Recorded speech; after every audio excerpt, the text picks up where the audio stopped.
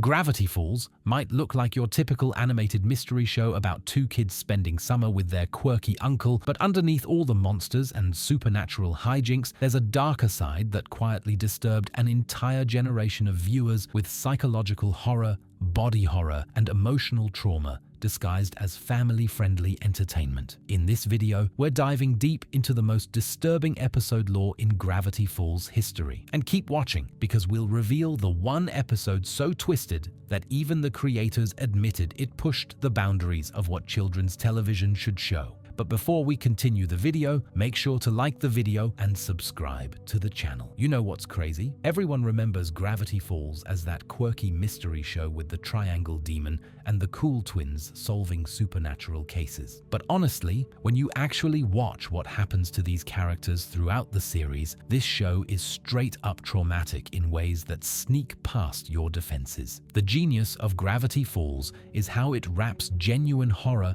in bright colors and jokes, making you laugh while simultaneously planting seeds of dread that grow in your subconscious long after the credits roll. What makes Gravity Falls' disturbing content so effective is its commitment to consequences. Unlike many cartoons where characters reset to normal by the next episode, Gravity Falls remembers trauma. Characters carry scars, both physical and psychological, from their experiences. When someone gets hurt, they stay hurt. When someone's trust gets betrayed, that betrayal echoes through future episodes. This continuity transforms what could be disposable, scary moments into genuine psychological horror that builds throughout the series. The show's creator, Alex Hirsch, has talked about how he wanted to make something that respected kids' intelligence and didn't shy away from real emotions, including fear, grief, and existential dread. That philosophy resulted in a show that's simultaneously beloved and genuinely disturbing, walking a tightrope between family entertainment and content that makes you question what you just watched. Tonight, we're going through the episodes that crossed lines, pushed boundaries, and left lasting impressions on viewers who thought they were just watching a fun mystery cartoon. These are the stories that prove Gravity Falls wasn't just clever, it was courageously dark in ways that mainstream animation rarely attempts. Northwest Mansion Mystery is where Gravity Falls stops playing around and delivers straight-up horror that would fit in any adult thriller, wrapping a ghost story around class warfare and exposing how generational wealth protects itself through violence and systematic cover-ups. This episode is disturbing, not just because of the supernatural terror, but because of the very real horror of how the rich maintain power by destroying anyone who challenges their authority.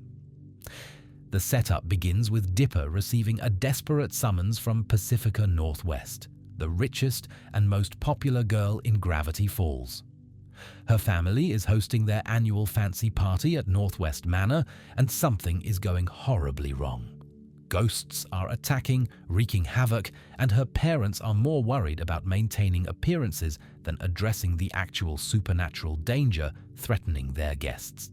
Already, we're seeing how wealth creates its own kind of horror, the prioritization of reputation over safety, image over truth, status over human life. When Dipper arrives at Northwest Manor, the visual design immediately establishes dread. This isn't a fun, quirky mansion filled with eccentric decorations. It's a gothic nightmare of old money and dark family secrets. The architecture is imposing and cold, filled with stern portraits of disapproving ancestors and decorations that cost more than most families earn in a year. Everything about this place screams superiority and exclusion, and that's before the actual ghosts show up to make things worse. Pacifica's desperation is immediately palpable and genuine. She's been raised her entire life to believe she's inherently superior to everyone in Gravity Falls, but genuine supernatural terror is cutting through her carefully manufactured confidence like a knife. The ghosts aren't just scary background elements, they're specifically targeting the Northwests during their most important social event, appearing during the party to terrorize guests and systematically destroy the family's carefully maintained image of perfection. For someone whose entire identity and self-worth is built on wealth and social status, Watching that facade crack and crumble is genuinely frightening. The backstory reveal is where things get really dark and socially conscious. 150 years ago, the Northwest family made a promise to the people of Gravity Falls. They would build the town, create the infrastructure, establish the community, and then share it equally with everyone who helped make it happen. They held a massive celebration to mark the completion of this ambitious project, extending invitations to all the workers who had literally built Gravity Falls with their own hands, promising them entry to the grand party as equals. But when those workers, poor, dirty, exhausted working-class people who had poured their sweat and labor into creating this town, actually showed up at the mansion doors dressed in their best clothes, excited to celebrate their collective achievement, the Northwests locked them out. They didn't just politely decline entry or make excuses. They actively laughed at these people through the windows, mocking them cruelly for believing they would ever be treated as equals, taking visible pleasure in crushing their hopes at the moment of greatest anticipation. This wasn't an accident or misunderstanding, it was calculated, deliberate cruelty. The Northwests waited until these workers were standing at the doors, hope and excitement in their eyes, before slamming those doors in their faces and laughing at their pain and disappointment. They took active pleasure in reminding these people of their place in the rigid social hierarchy, in demonstrating that promises to the poor mean nothing when made by the wealthy. But the story gets significantly worse. One of those workers, a lumberjack who had poured months of his life and all of his hope into building Gravity Falls, died in a mudslide that very same night. His final living act, done with his last breaths as the mud and debris crushed him, was to curse the Northwest family with supernatural rage. He declared that no Northwest would ever feel truly safe in their mansion again, that his betrayed spirit would haunt them across generations. He died with fury and betrayal in his heart, and that concentrated emotion became a supernatural force that couldn't be appeased, forgotten, or destroyed. The ghost's design is genuinely terrifying and purposefully intimidating. He's this massive lumberjack specter with glowing eyes that pierce through darkness and an enormous axe that he wields with deadly intent. His body is rotting, covered in mud and splinters of wood, looking like a corpse that climbed out of its grave specifically to seek revenge. He's not some cute cartoon ghost designed to be more funny than scary. He's the physical embodiment of working-class rage, of systematic labor exploitation, of promises cynically broken by the wealthy and powerful. His appearance alone is disturbing because he looks like death itself, animated by pure fury. What makes this ghost truly frightening is his supernatural power and what it represents. He doesn't just scare people with spooky sounds and jump scares, he systematically transforms party guests into wood, turning living people into inanimate objects.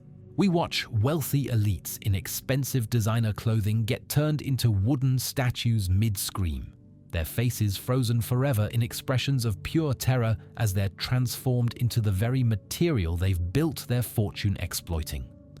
It's poetic horror, the wealthy literally becoming the natural resource they've profited from, reduced to objects without thought, feeling, or agency. The progression of the haunting is masterfully paced with genuine tension. It starts with small, easy-to-dismiss disturbances, doors slamming unexpectedly, temperature drops that make breath visible, strange sounds echoing through empty hallways. Then the ghost appears in his full, terrifying glory, massive and impossible to ignore or rationalize away, and begins his systematic rampage of supernatural revenge. Each transformation into wood is shown in disturbing detail, the victim's skin taking on wooden grain and texture, their movements becoming increasingly stiff and creaky, their desperate screams cutting off abruptly as their throat becomes solid timber. This is body horror that belongs in adult horror films, not children's cartoons. Dipper's investigation reveals the full disturbing scope of the Northwest family's multi-generational betrayal. Every generation of Northwests has known about the ghost, about the curse, about the broken promise that started everything, and every single generation has made the same choice: cover it up, maintain the lie, protect the family image, and pretend their wealth and status are deserved rather than built on exploitation and broken promises. The Northwests have spent 150 years protecting their reputation rather than making amends for their ancestors' cruelty and betrayal. The confrontation between Dipper and Pacifica's parents is where the episode's social commentary becomes painfully explicit. Preston and Priscilla Northwest don't care about the people being turned to wood before their eyes. They don't care about the supernatural danger or the historical injustice. They care exclusively about their party, their reputation, their social status, their carefully maintained image of superiority. When Dipper suggests they could immediately end the haunting by simply opening the mansion doors and sharing the party with the common townspeople, Preston refuses absolutely.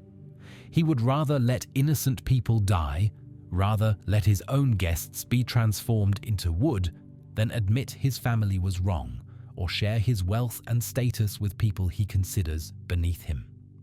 This is where Pacifica's character development becomes crucial and genuinely moving.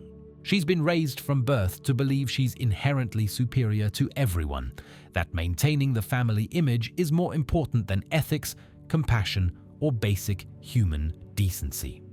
But watching people get turned into wood, seeing her parents prioritize status over lives, and hearing Dipper explicitly call out her family's systematic cruelty forces her to make an impossible choice: continue the cycle of wealth-based cruelty and exploitation that's defined her family for generations, or break from her family's evil legacy and choose to be a good person even when it costs her everything.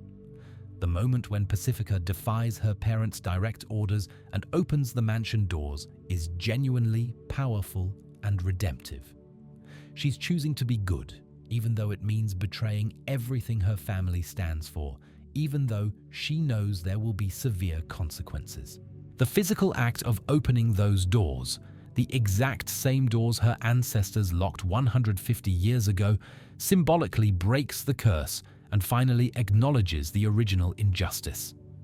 It's her public admission that her family was fundamentally wrong, that their wealth doesn't make them better than anyone, that the working-class people of Gravity Falls deserved respect, dignity, and the promises made to them. The ghost's reaction to the opened doors is the episode's emotional climax and reveals his true motivation. His supernatural rage dissolves instantly because someone finally acknowledged what was done to him and his fellow workers. The curse was never really about killing Northwests or destroying the mansion. It was about recognition, about validation, about someone finally admitting that the injustice mattered. He wanted someone from the family that betrayed him to say, "You were wronged. What my family did was evil and inexcusable. You and your fellow workers deserved so much better than what you received." When Pacifica opens those doors, she's providing that acknowledgement he's been waiting 150 years to receive. The transformation reversal is visually striking and thematically significant. All the wooden statues return to living flesh, the party guests gasping as consciousness returns, completely unaware of how close they came to permanent transformation into inanimate objects. But the psychological and social scars remain permanently. Everyone at that party now knows the truth about the Northwest family's dark secret, the foundational lie their entire fortune and status rest upon. The carefully maintained illusion of their nobility and superiority has been completely shattered beyond any hope of repair.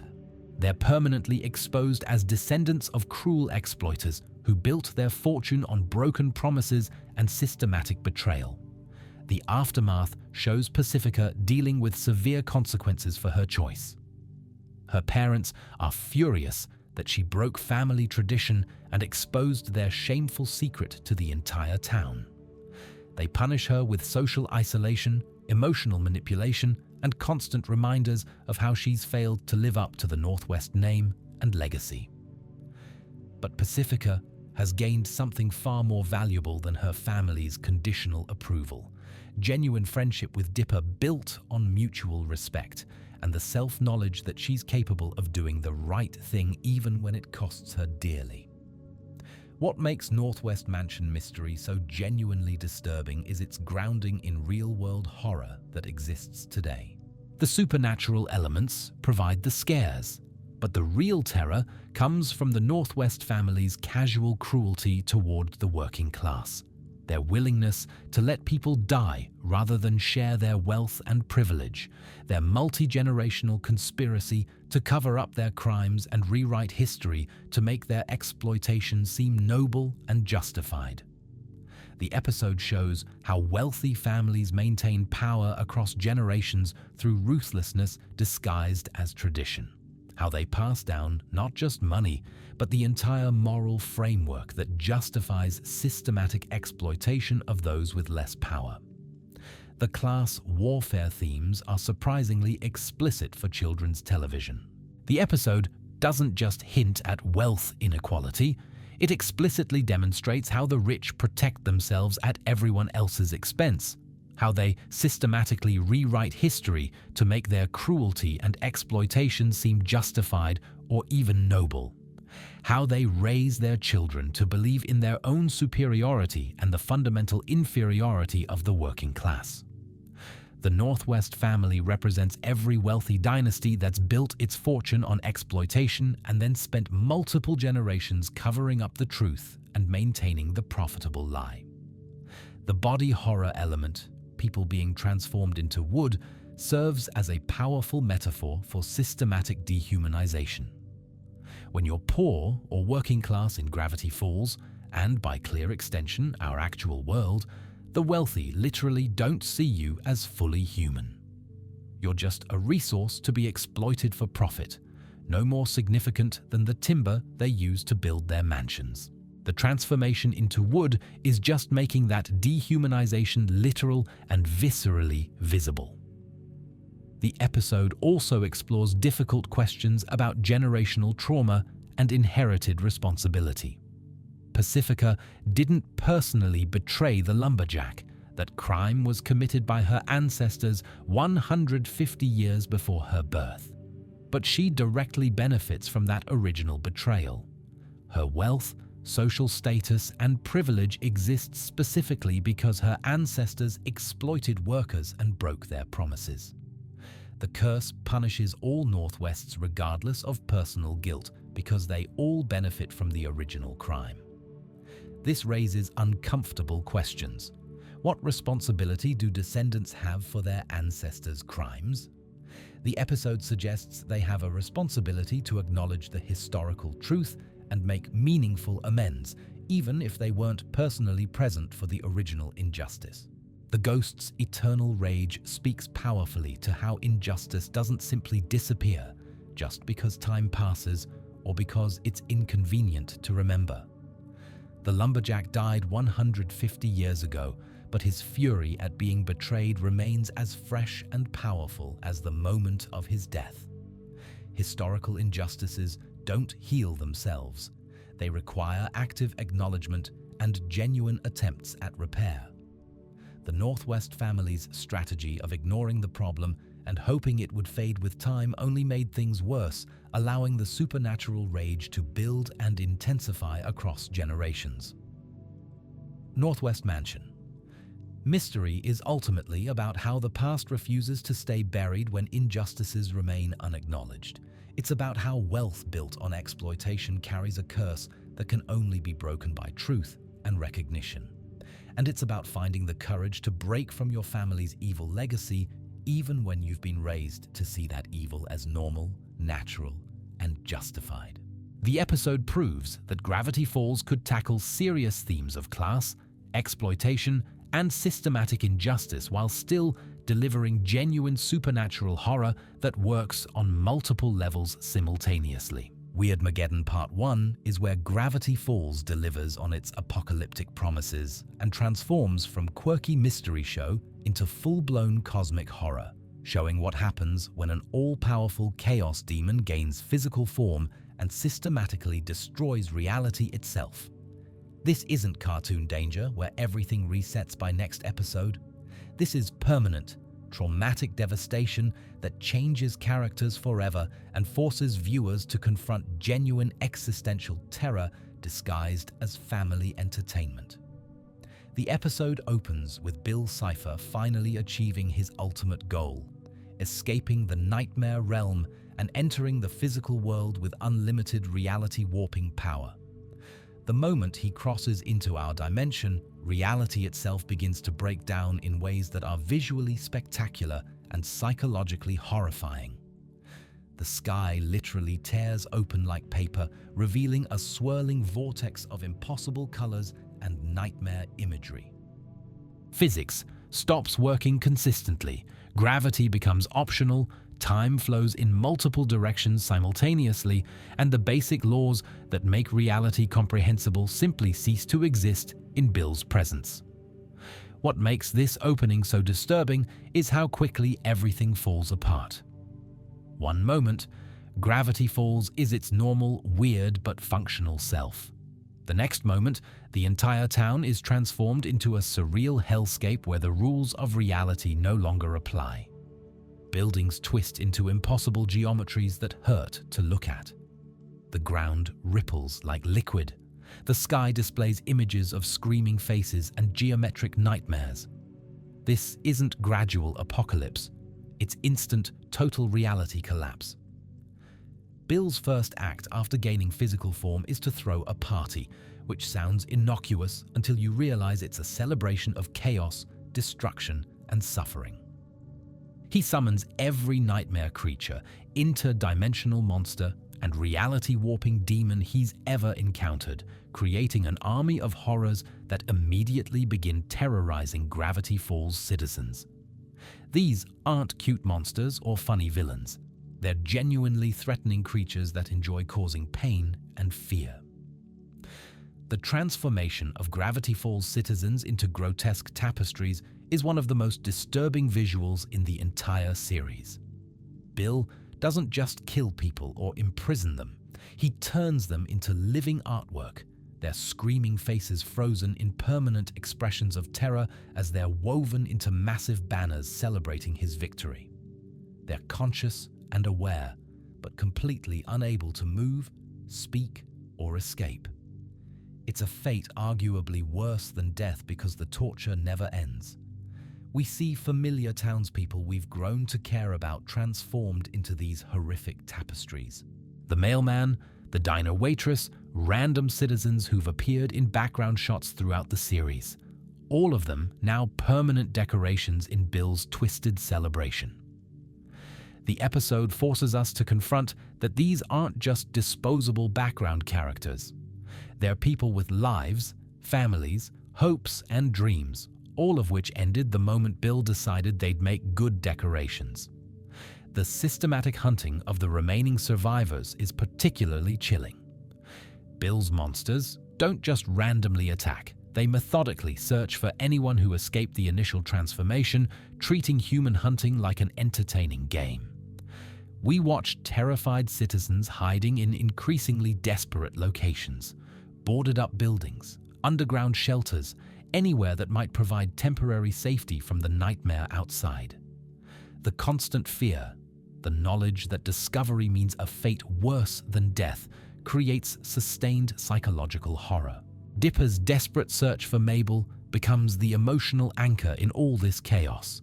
He wasn't there when Bill crossed into the physical world because he was dealing with other problems, and he's consumed with guilt that he failed to protect his sister when she needed him most. His journey through the transformed hellscape of Gravity Falls is genuinely harrowing, forcing him to witness the full extent of Bill's devastation while knowing his twin is somewhere in this nightmare, possibly suffering or already transformed. The fear pyramid that Bill constructs as his throne is architectural horror made manifest. It's It's a massive floating structure made entirely of screaming faces, with Bill's single eye at the apex surveying his domain. The pyramid constantly shifts and writhes as the faces try desperately to escape their prison. You can hear their muted screams if you listen carefully, creating an audio backdrop of endless suffering. Bill sits atop this monument to pain like it's the most natural throne in the world. What makes Bill such an effective and disturbing villain is his genuine enjoyment of others' suffering. He's not destroying reality because he's angry or because he has some tragic backstory that explains his behavior. He does it because he finds pain and chaos genuinely entertaining. He laughs at people's terror, makes jokes about their suffering, and treats the apocalypse like the best party he's ever attended. That complete absence of empathy or remorse makes him far more frightening than any angry villain seeking revenge. The episode shows Bill's powers in genuinely disturbing ways. He can rearrange body parts like they're interchangeable puzzle pieces, swapping people's faces, limbs, and organs around for his amusement. He can alter the fundamental nature of objects and beings, turning people inside out or transforming them into objects or animals. He can manipulate time, space, matter, and consciousness itself. There are no limits to what he can do, which means there's no safety, no escape, and no hope of conventional resistance. The scene where Bill captures a group of survivors and forces them to participate in his games is particularly sadistic. These aren't fun party games. They're elaborate tortures disguised as entertainment. He makes people choose which loved one gets transformed first. He forces families to betray each other for his amusement. He creates no-win scenarios where any choice leads to suffering, then laughs at their anguish regardless of what they decide. It's psychological torture elevated to cosmic scale. Dipper's encounter with Bill's monsters shows just how dangerous the new world has become. These creatures aren't bound by normal limitations. They can walk through walls, teleport, alter their size and shape, and use reality warping powers of their own. Fighting them conventionally is impossible because they don't follow physical rules. The only survival strategy is hiding and hoping they don't notice you, which isn't really a strategy at all. The revelation that Mabel is trapped inside a bubble prison created specifically by Bill is where desperation turns to horror. Bill didn't just capture her, he created a custom-designed prison that exploits her specific psychological vulnerabilities. The bubble isn't held together by physical force, but by Mabel's own desires and fears, making it a trap she's unknowingly helping to maintain. It's imprisonment that requires the victim's unconscious cooperation, which is deeply twisted. The bubble shows Mabel a false reality where everything is perfect. Summer never ends, nobody ever grows up or grows apart, and all her anxieties about the future simply don't exist. It's a pleasant prison, which makes it more insidious than any physical cage. Mabel doesn't want to leave because leaving means confronting all the difficult changes and uncertainties she's been avoiding. Bill has weaponized her own psychology against her, creating a trap that's nearly impossible to escape because the victim doesn't want to escape. Dipper's realization that he can't simply break Mabel out, that she has to choose to leave on her own, adds psychological complexity to the physical danger. The apocalypse has an emotional solution, not just a tactical one. He needs to convince his sister to face her fears and accept painful realities, which is infinitely harder than fighting monsters or solving puzzles. The stakes are simultaneously cosmic and deeply personal. The resistance movement forming among survivors provides hope, but also highlights how desperate their situation has become. These are regular people with no supernatural powers, no special weapons, and no reason to believe they can win, choosing to fight anyway because surrender means accepting Bill's eternal chaos. They're organizing guerrilla resistance against an omnipotent demon, which is either incredibly brave or utterly insane. Probably both. Wendy emerges as a key resistance leader, which makes sense given her practical competence and emotional resilience. She's organizing survivors, coordinating supply runs, and maintaining morale even as the situation becomes increasingly hopeless. Her leadership keeps people from giving up entirely, though everyone knows they're just delaying the inevitable unless someone finds a way to actually defeat Bill. The episode explores how different characters respond to apocalypse. Some freeze in terror, unable to process the impossibility of their situation. Some try to bargain with Bill's forces, offering anything for safety. Some fight desperately, despite having no real chance of success. Some retreat into denial, pretending everything will return to normal on its own. These varied responses feel psychologically realistic rather than heroic, showing how people actually behave when faced with incomprehensible horror. The transformation of the Mystery Shack into a fortress represents humanity's last stand.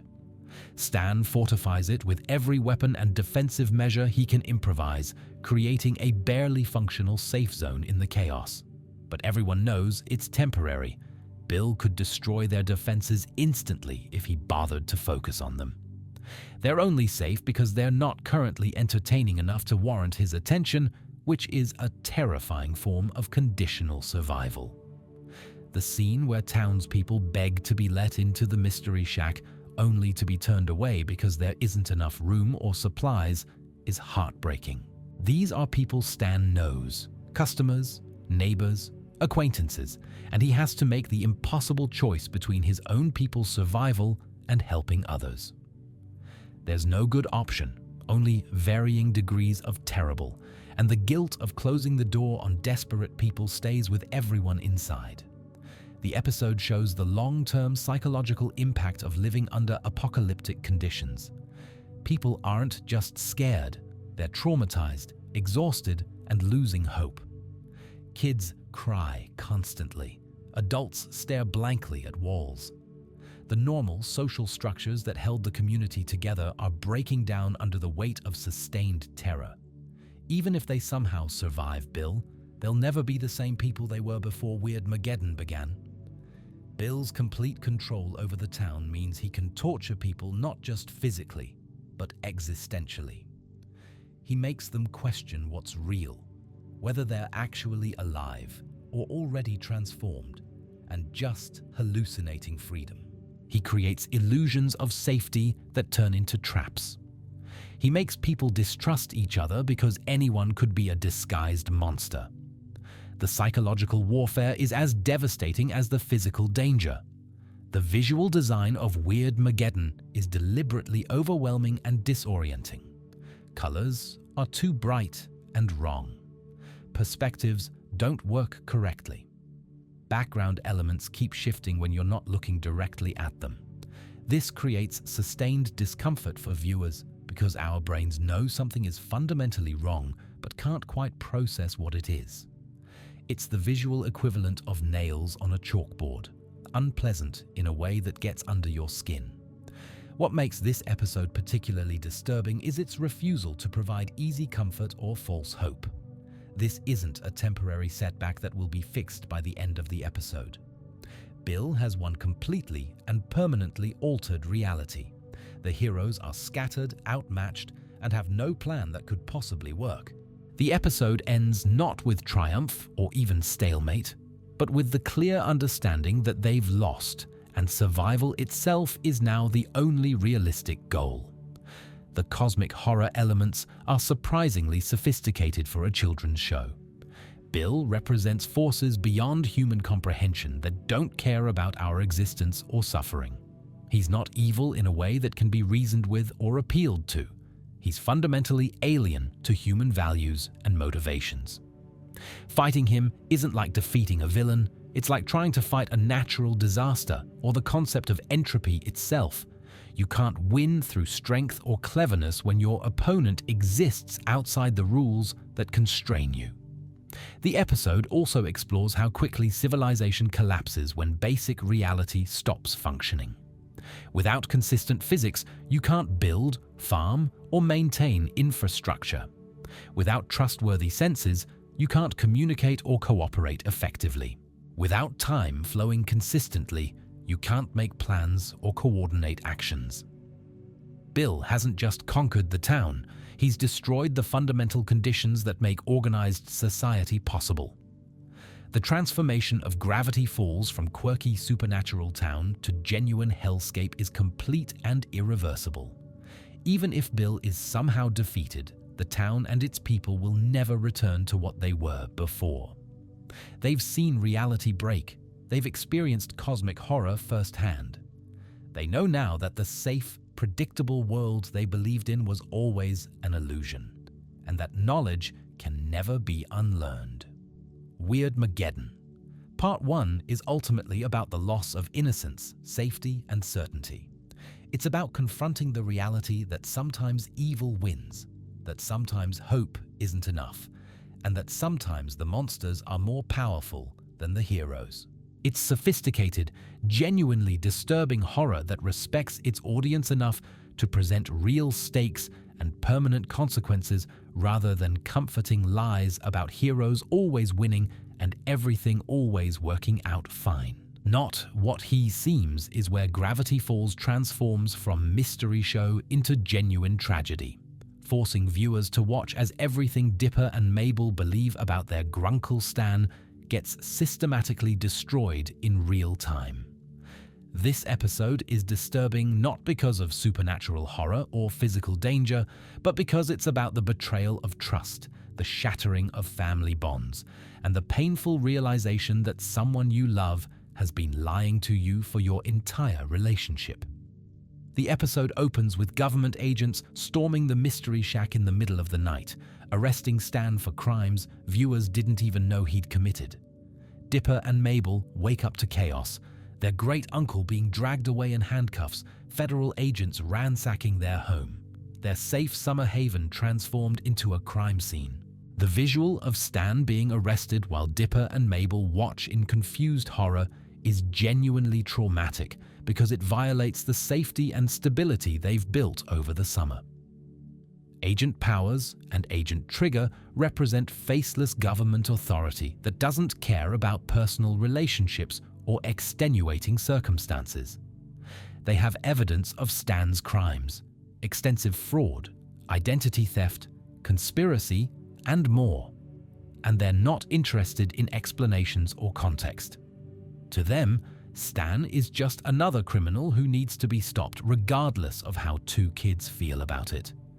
Their cold professionalism makes them more frightening than any supernatural monster because they represent real-world power that can destroy your life with paperwork and legal process.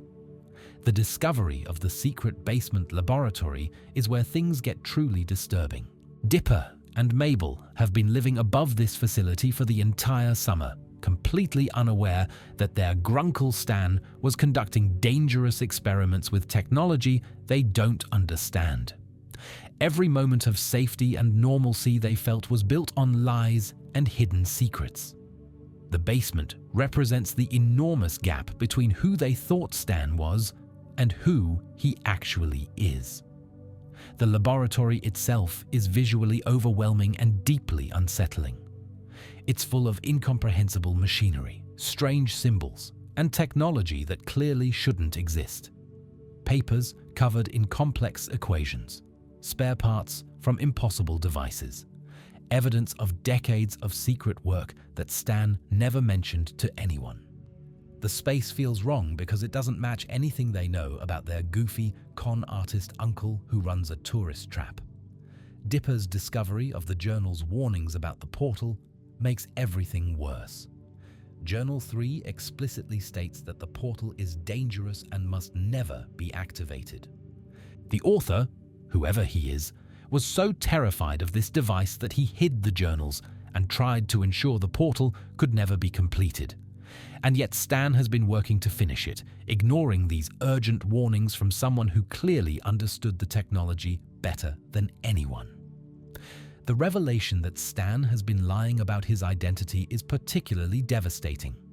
He's not even Stanford Pines. He's Stanley Pines, Stan's twin brother, who stole his brother's identity after Stanford disappeared. Everything about Grunkle Stan is a constructed lie. His name, his past, his motivations, possibly even his personality. The person Dipper and Mabel have been bonding with all summer might not even really exist. The episode forces viewers and characters to recontextualize every previous interaction with Stan through this new lens of complete deception. Every moment of apparent honesty was potentially manipulation.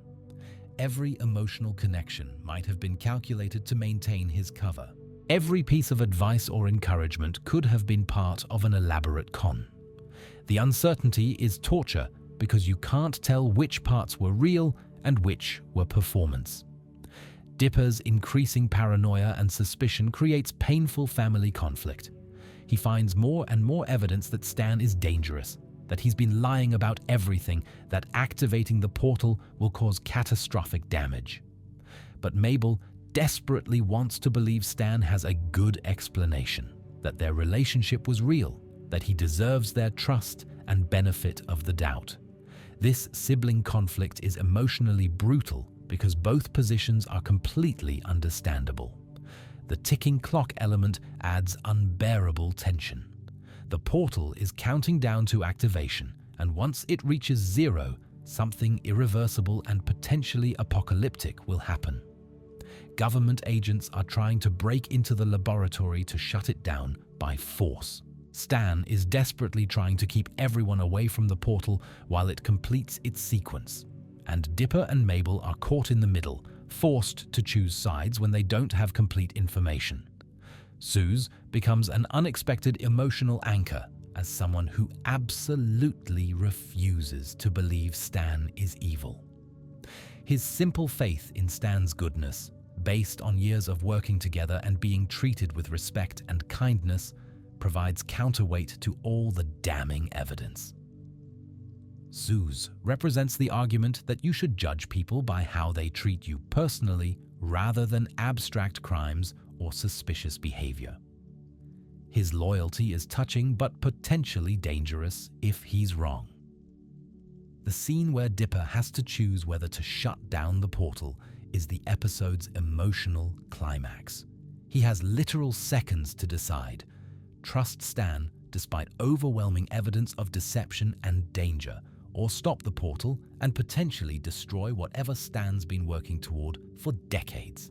This is an impossible decision for a 12-year-old kid, forcing adult-level moral reasoning onto a child who shouldn't have to make choices with world-ending consequences. Mabel's impassioned defense of Stan is heartbreaking because it's based on emotion rather than evidence. She doesn't have logical arguments that prove Stan is trustworthy. She just knows that she loves him, that this summer has been important to her, and that family means trusting each other even when it's difficult. Her faith is either beautiful loyalty or dangerous naivety, and the episode refuses to tell us which until the very end. The moment when Dipper decides to trust Mabel's judgment and step away from the shutdown button is simultaneously relieving and terrifying. He's choosing love over logic, faith over evidence, hope over fear. It's exactly what family should do for each other, and also exactly the kind of decision that gets people killed in horror movies. The ambiguity is intentional and uncomfortable. The portal activation sequence is visually spectacular and existentially terrifying. Reality tears open as the device punches a hole between dimensions. The laboratory fills with impossible light and gravity stops working normally. Everything not bolted down gets pulled toward the portal as it struggles to stabilize. This is exactly the kind of catastrophic event the journal warned about, and it's happening because they chose trust over caution. Then, the portal stabilizes and someone steps through. Stanford Pines, the real Stanford, the author of the journals, Stan's twin brother who disappeared 30 years ago. He's been in another dimension this entire time, unable to return until Stan finished the portal and reopened the doorway. Everything Stan has done, the lying, the crimes, the decades of secret work was focused on this single goal: bringing his brother home. The revelation recontextualizes everything in a completely different way. Stan wasn't planning anything evil or destructive. He was trying to rescue his brother from another dimension, willing to sacrifice everything: his identity, his freedom, his relationships, to bring Stanford back. All the lies and crimes suddenly have understandable motivation, though whether that makes them forgivable is a different question entirely. But the reunion between the twins is immediately cold and hostile. Stanford punches Stan in the face, showing decades of unresolved anger and betrayal.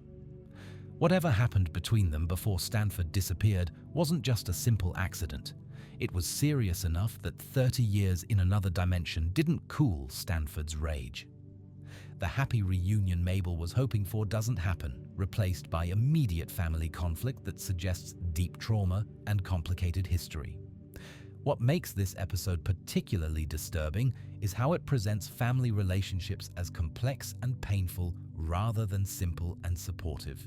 Stan loves his brother enough to sacrifice everything for him, but that doesn't mean Stanford is grateful or that they can simply resume their relationship like nothing happened. Love doesn't automatically fix broken relationships or erase past hurts. Sometimes the people you sacrifice everything for don't appreciate it or even want your help. The episode also explores how lying, even for good reasons, destroys trust in ways that are difficult or impossible to repair. Stan had noble motivations for his deceptions, but that doesn't change the fact that he lied to Dipper and Mabel about fundamental things for the entire summer. They can understand why he lied without being able to simply forgive and forget. Trust, once broken, requires enormous effort to rebuild. The government agent's complete indifference to Stan's motivations is particularly chilling. They don't care that he was trying to rescue his brother. They don't care that he succeeded or that the portal is now safely shut down. They see only crimes that need punishment, regulations that were violated, laws that were broken. To the legal system, motivation and outcome don't matter, only the technical details of what laws were broken in the process. The visual of the Mystery Shack being literally torn apart by the portal's gravitational pull serves as metaphor for how secrets destroy families. The building that served as their home and safe space throughout the summer is being ripped to pieces, just as their understanding of Stan and their family is being systematically destroyed by revelations. Even though the building is saved, it will need major repairs, just like their family relationships. The episode's ending provides answers, but no comfort. They know now what Stan was doing and why, but that doesn't resolve the larger questions of trust, honesty, and family loyalty. It doesn't undo the fear they experienced or the betrayal they felt. It doesn't automatically restore the easy, comfortable relationship they had before they learned the truth. If anything, knowing the truth makes everything more complicated. Stanford's immediate hostility towards Stan suggests their backstory involves serious betrayal and pain. The portal incident wasn't the beginning of their problems. It was the culmination of issues that had been building for years. Whatever happened between them is serious enough that 30 years and a dramatic rescue didn't heal the wounds. This suggests cycles of family dysfunction that repeat across generations. The episode raises uncomfortable questions about sacrifice and consent. Stan sacrificed his identity, his freedom, his relationships, and decades of his life to bring Stanford back. But did Stanford want that? Did he ask to be rescued? Or did Stan make that decision unilaterally? Sometimes, the greatest acts of love are also acts of control, imposing your will on someone else's life because you think you know what's best for them. Dipper's guilt about almost shutting down the portal will haunt him. He came within seconds of destroying Stan's lifework and preventing Stanford's return, all because he let fear and suspicion override his relationship with Stan. Even though it was understandable and even reasonable given the information he had, the knowledge that he almost did something irreversible will stay with him. Trust is also about giving people the benefit of the doubt when evidence suggests you shouldn't. Mabel's vindication, her faith in Stan being proven correct, doesn't feel as good as it should. She was right to trust him, but only by luck and incomplete information. If Stan had actually been planning something dangerous, her blind faith could have gotten everyone killed. Being right for the wrong reasons isn't the same as wisdom, and she'll have to grapple with that complexity. The episode's refusal to provide easy emotional resolution is what makes it genuinely mature and disturbing. There's no group hug that fixes everything, no speech that makes the lies and fear disappear. They're left with complicated feelings about someone they love who lied to them for understandable reasons, but in ways that still hurt deeply. Real families have to live with that kind of complexity indefinitely. Not What He Seems is ultimately about the impossibility of truly knowing another person, even someone you love deeply. We all curate what we show to others, maintain secrets, and present edited versions of ourselves. Stan just did it more extremely and for higher stakes. But in smaller ways, everyone in our lives is unknowable in their entirety, and we have to choose to trust them despite that uncertainty. The episode also explores how good intentions don't automatically justify harmful actions. Stan's goal was noble, but his methods were criminal and dangerous. The portal could have destroyed Gravity Falls or even reality itself. His lies hurt people who cared about him. Sometimes doing the wrong things for the right reasons is still doing wrong things, and living with that moral ambiguity is part of being an adult. The visual storytelling in this episode is remarkably sophisticated for children's television, the laboratory growing increasingly chaotic as the countdown proceeds. The portal's activation shown through reflected light on characters' terrified faces. The slow-motion moment of Dipper deciding whether to press the shutdown button. These cinematic techniques create genuine tension and emotional complexity that respects the audience's intelligence. The score deserves special mention for building unbearable tension throughout the episode. The music starts ominous and keeps intensifying as more secrets are revealed and the danger increases. During the final countdown sequence, the musical tension is almost unbearable, making viewers desperate for resolution while dreading what that resolution might be. What makes this episode particularly effective is how it transforms Stan from comic relief into a genuinely tragic figure. He spent 30 years living a lie, committing crimes, and isolating himself from genuine connection, all to fix a mistake and bring his brother home.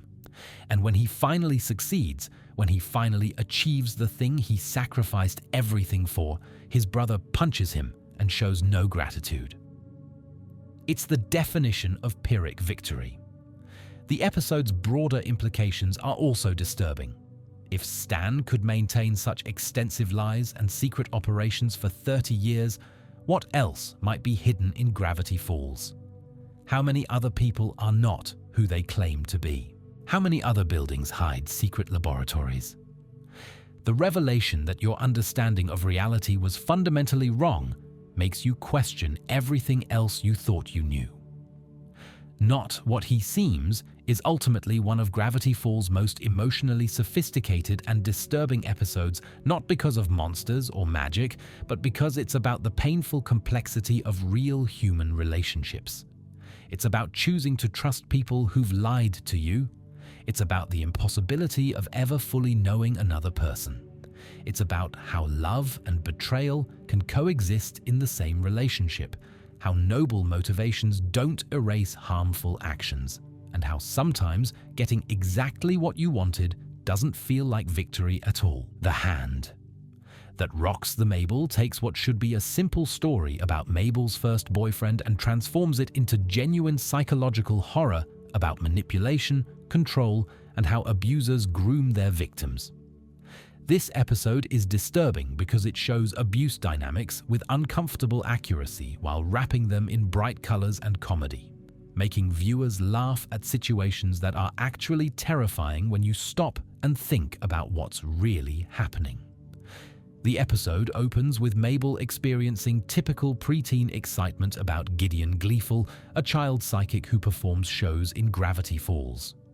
He's charismatic, confident, and seems genuinely interested in her, which is incredibly flattering for a 12-year-old girl who's never had a boyfriend before. Everything about their initial interaction seems innocent and sweet. He's a little weird, sure, but weird in a quirky, charming way that fits perfectly with Gravity Falls' general strangeness. But Gideon's behavior starts showing red flags almost immediately if you know what to look for. He's overly attentive in ways that feel controlling rather than caring. He shows up unannounced. He gets upset when Mabel wants to spend time with other people. He acts possessive, like Mabel belongs to him after one date. These are classic early warning signs of abusive relationships, and the episode presents them clearly while trusting the audience to recognize them as problems. The restaurant date scene is where things start getting overtly uncomfortable. Gideon doesn't ask Mabel what she wants. He orders for her, decides where they'll sit, controls the entire interaction. When Mabel tries to assert her own preferences or opinions, Gideon smoothly redirects the conversation back to topics he's chosen and activities he's planned. It's subtle control disguised as romantic attentiveness, and it works because Mabel doesn't have enough relationship experience to recognize the manipulation. Gideon's public displays of affection serve a dual purpose that becomes clear only later. On the surface, they seem like sweet gestures, hiring a band to serenade Mabel, performing elaborate romantic stunts, giving expensive gifts. But they also function as marking territory, publicly claiming Mabel as his girlfriend in ways that make it socially difficult for her to end the relationship. If she breaks up with him after he's been so publicly devoted, she'll look like the bad guy. The pressure Mabel feels to continue a relationship she's not enjoying is psychologically realistic and deeply uncomfortable. She's not having fun anymore, but she feels trapped by social obligation and Gideon's apparent devotion.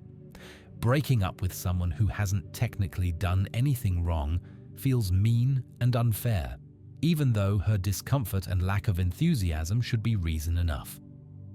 The episode shows how social pressure and guilt can keep people in unhealthy relationships long after they want to leave. Dipper recognizes something is wrong before Mabel fully acknowledges it. He sees how Gideon monopolizes Mabel's time, how she's less happy when she's with him, how she makes excuses to avoid him. This outside perspective is crucial because people in the midst of manipulation often can't see it clearly. They're too close, too invested in making it work, too guilty about their own negative feelings to trust their instincts. When Dipper tries to help Mabel break up with Gideon, the response is immediate and terrifying. Gideon doesn't accept the breakup or respect Mabel's clearly stated wishes. Instead, he escalates dramatically, using his psychic show as a platform to publicly pressure Mabel into staying with him. This is manipulative abuse, using social pressure and public humiliation to control someone's choices rather than respecting their autonomy. The moment when Gideon's sweet facade drops and reveals genuine malice underneath is genuinely chilling. This isn't a disappointed kid sad about a breakup. This is someone who believed he owned Mabel and is furious that his property is refusing to cooperate. His rage is completely disproportionate to the situation, revealing that his feelings were never really about Mabel as a person. They were about possession and control. Gideon's attack on Dipper exposes the violence that was always lurking beneath his charming exterior. He doesn't just fight back when attacked, he clearly intends to seriously harm or kill Dipper for interfering with his plans. This level of escalation over a middle school relationship is deeply disturbing because it shows how far some abusers will go to maintain control over their victims. The violence isn't about losing Mabel, it's about losing power over her. The revelation that Gideon has a journal, specifically Journal 2, with supernatural knowledge and power, reframes his entire character. His psychic abilities aren't natural gifts, they're the result of studying supernatural forces he doesn't fully understand. This means every romantic gesture was enhanced by literal magic manipulation. He wasn't just emotionally manipulating Mabel, he was potentially using supernatural influence to make her more receptive to his advances. The amulet Gideon uses gives him telekinetic powers, which he immediately weaponizes against anyone who opposes him. This literal supernatural power serves as metaphor for the power abusers wield in real relationships, not magical, but economic, social, or physical power that makes victims feel helpless to resist or escape. Gideon's willingness to use his power against children shows how abusers don't care about fairness. They only care about winning and maintaining control.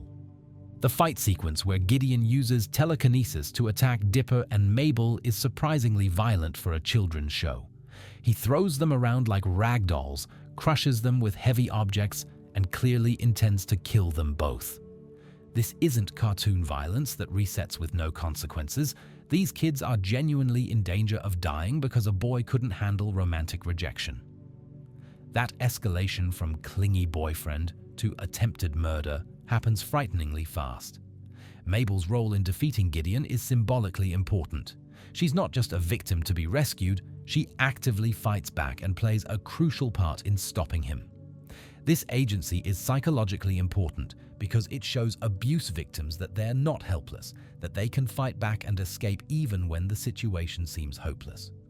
Her victory isn't just physical, it's reclaiming autonomy that Gideon tried to steal.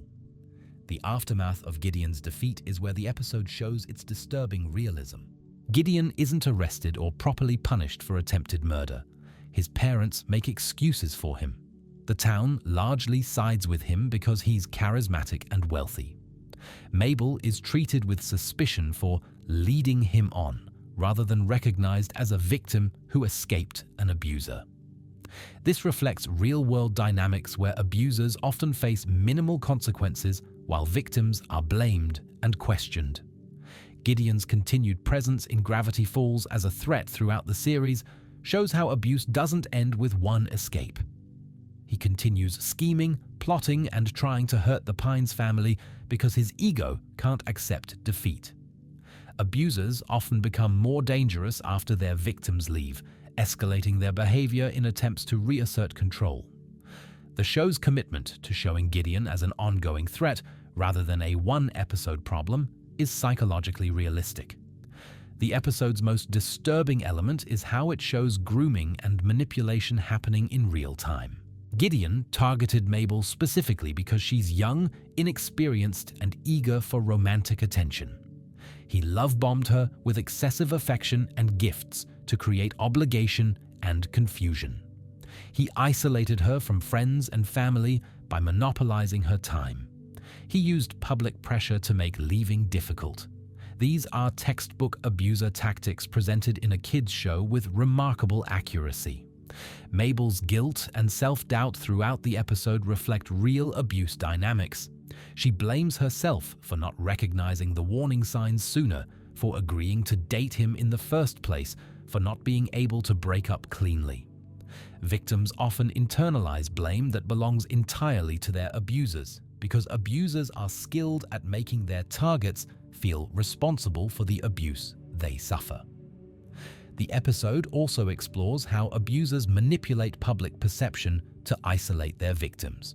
Gideon presents himself as a devoted boyfriend wronged by a cruel girl, painting Mabel as the villain in their relationship. This manipulation of the narrative is a common abuse tactic, controlling how others see the relationship so the victim can't access support or resources because no one believes their account of events. Dipper's protective anger on Mabel's behalf shows healthy family dynamics in contrast to the abuse. He doesn't blame Mabel or tell her she should have known better. He recognizes that Gideon is the problem, not Mabel's choices or behavior.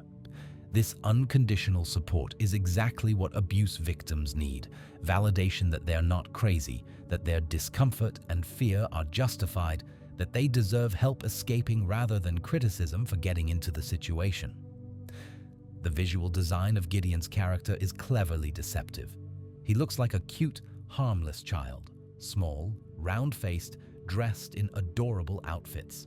This appearance makes his violence and manipulation more shocking because it violates expectations. But it also serves as commentary on how abusers often don't look like monsters.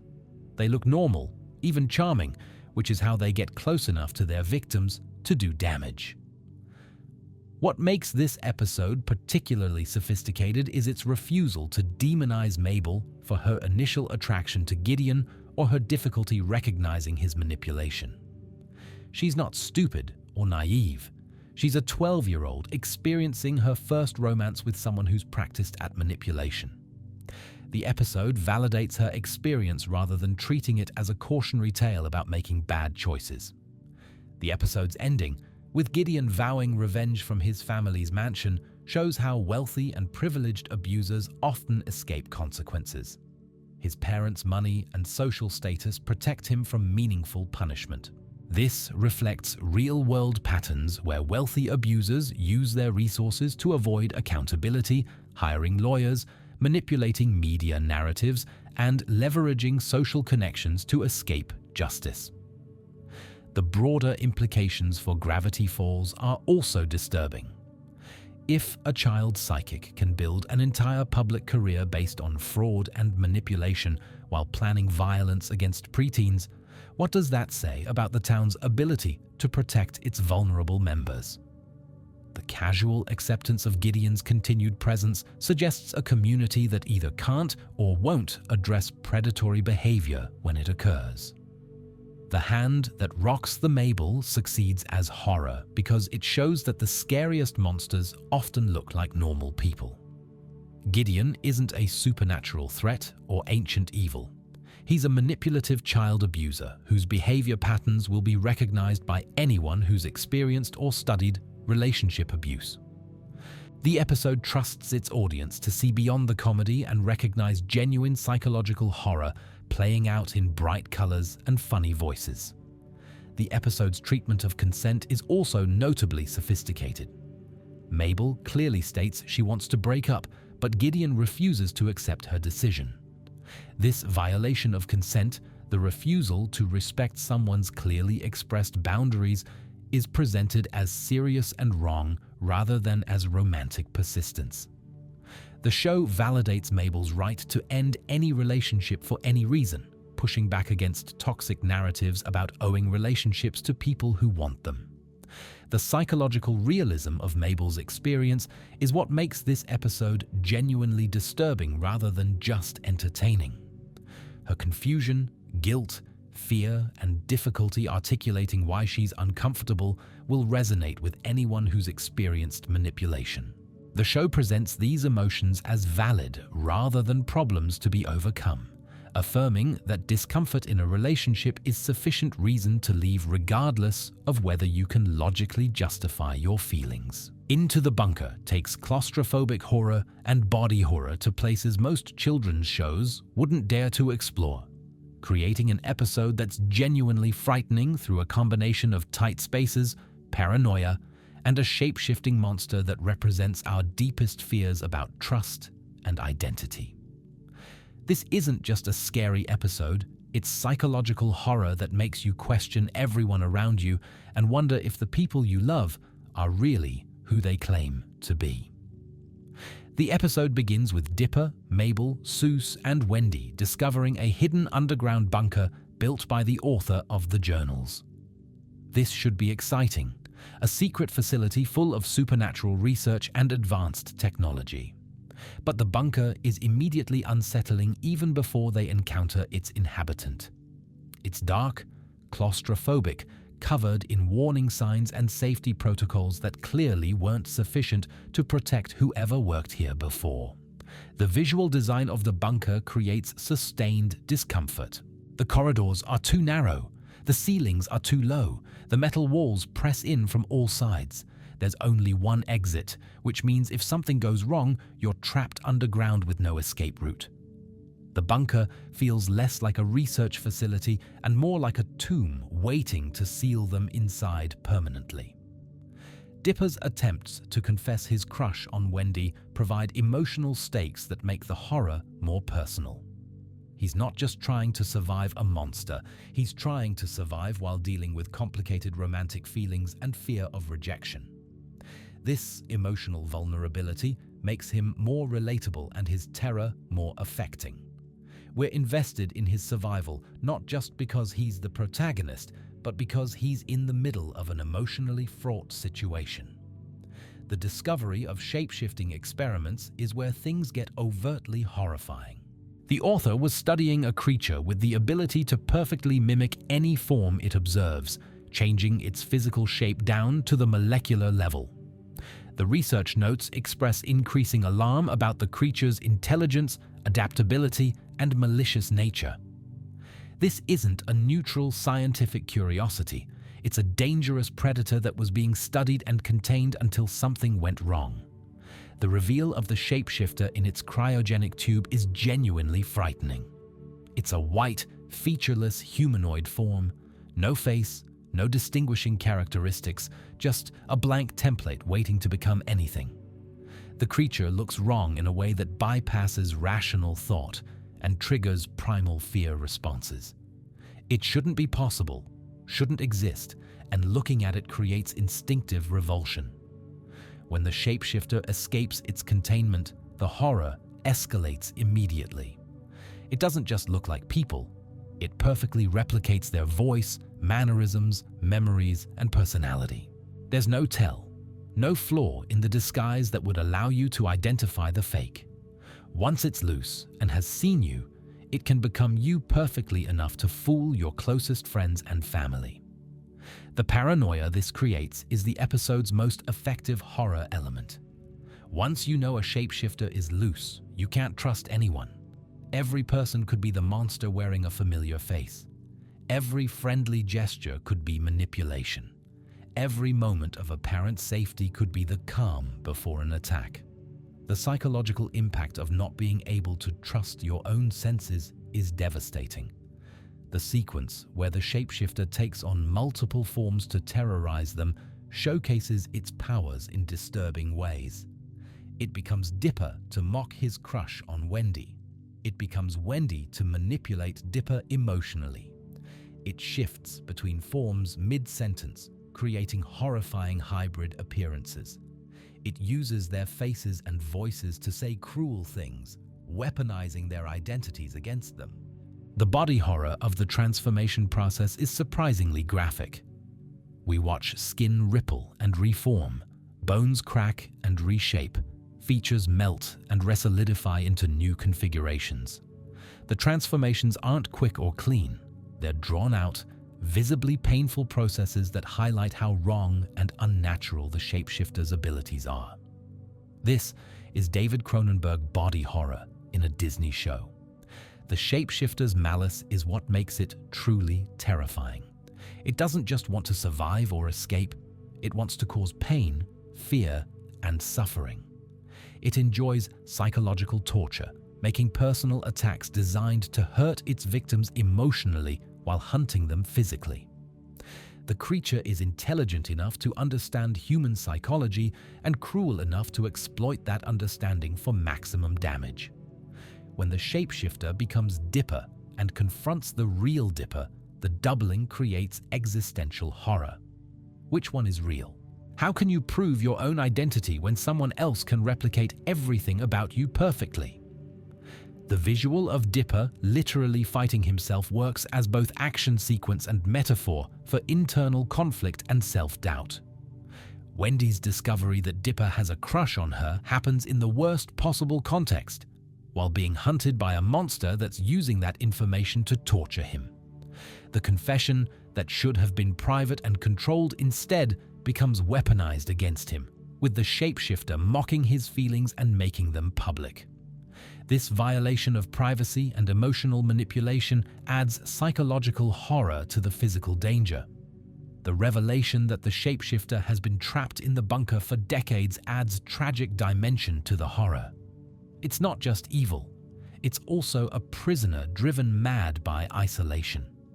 Its cruelty comes partly from supernatural malice, but also from very human resentment and rage at being contained. This doesn't excuse its behavior, but adds complexity that makes it more disturbing than a simple monster. The creature's ability to access the memories of forms it takes is particularly violating. When it becomes you, it knows everything you know, can access your memories and thoughts, understands your fears and vulnerabilities.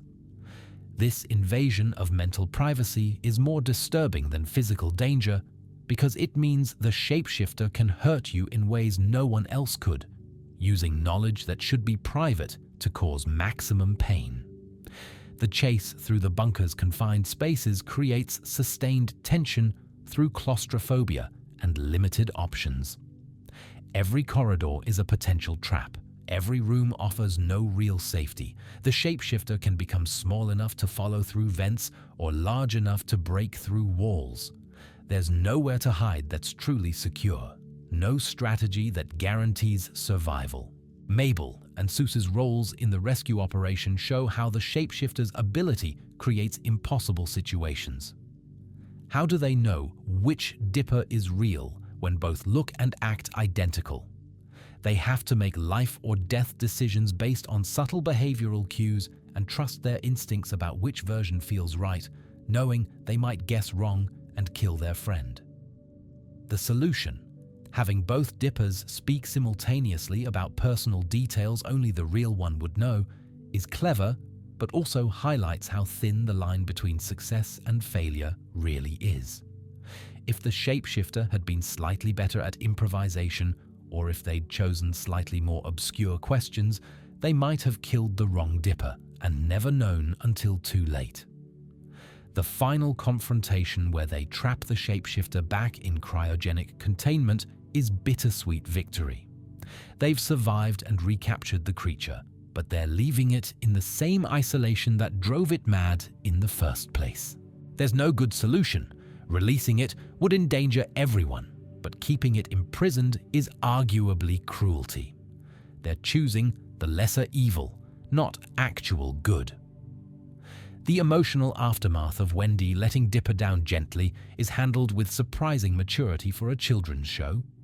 She acknowledges his feelings as real and valid, while explaining why a relationship wouldn't work. She doesn't mock him or act disgusted. She treats him with respect and kindness while maintaining her boundaries.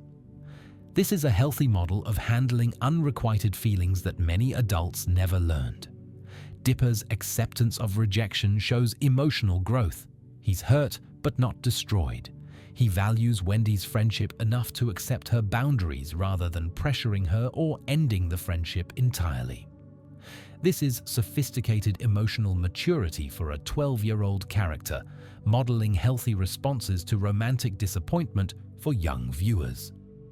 But the trauma of their experience doesn't just disappear. They were hunted by a creature that used their identities and emotions as weapons. They can't unsee what they saw or unknow what they learned about how vulnerable trust really is. Even after escaping physically, the psychological impact of knowing how perfectly someone could impersonate you stays with them. The episode's ending, with the shapeshifter still alive in its prison, leaves disturbing questions unanswered. What happens when it eventually escapes again? Who else might discover the bunker and release it accidentally? How many other dangerous creatures and experiments are hidden around Gravity Falls, waiting to be disturbed? The resolution feels temporary because it is temporary. They've delayed the problem, not solved it. The broader implications about identity and authenticity are philosophically disturbing. If someone can replicate you perfectly, what makes you uniquely you? Is identity just the sum of memories, appearances, and behaviors that could theoretically be copied? Or is there something essential and uncopyable at your core? The episode raises these questions without providing comfortable answers. The shapeshifter also represents anxieties about social performance and authentic self. We all shapeshift socially to some degree, presenting different versions of ourselves in different contexts. The monster makes this metaphorical reality literal and horrifying, showing us what it might look like if social performance became total and malicious. Into the Bunker succeeds as horror because it combines multiple fear triggers simultaneously. There's claustrophobia from the confined setting. There's body horror from the transformations. There's paranoia from not knowing who to trust. There's emotional vulnerability from the romantic subplot. And there's existential dread from questions about identity and authenticity. The episode doesn't just scare you, it makes you uncomfortable on multiple levels at once. The episode's commitment to showing realistic emotional responses rather than heroic stoicism makes the horror more effective. Characters are genuinely terrified, make mistakes under pressure, and struggle with the psychological impact of their experience. This realism helps viewers connect with the danger rather than viewing it as abstract cartoon peril. The visual effects of the shape-shifting transformations are remarkably sophisticated for television animation. The morphing sequences are fluid and detailed, showing the disturbing process of one body becoming another. The hybrid forms, creatures caught mid-transformation or deliberately maintaining features from multiple forms, are nightmare fuel that would fit in adult horror productions. What makes this episode particularly memorable is how it uses monster horror to explore emotional vulnerability. Dipper's crush on Wendy makes him emotionally vulnerable, and the shapeshifter weaponizes that vulnerability against him. The episode validates the feelings while showing how they can become points of attack, teaching viewers that emotional openness requires trust and carries risk. The bunker itself becomes a character in the episode, a claustrophobic prison that trapped the shapeshifter and now threatens to trap our heroes too. The author built this facility to contain dangerous discoveries, but it became a tomb for his experiments and nearly became a tomb for the people investigating his work.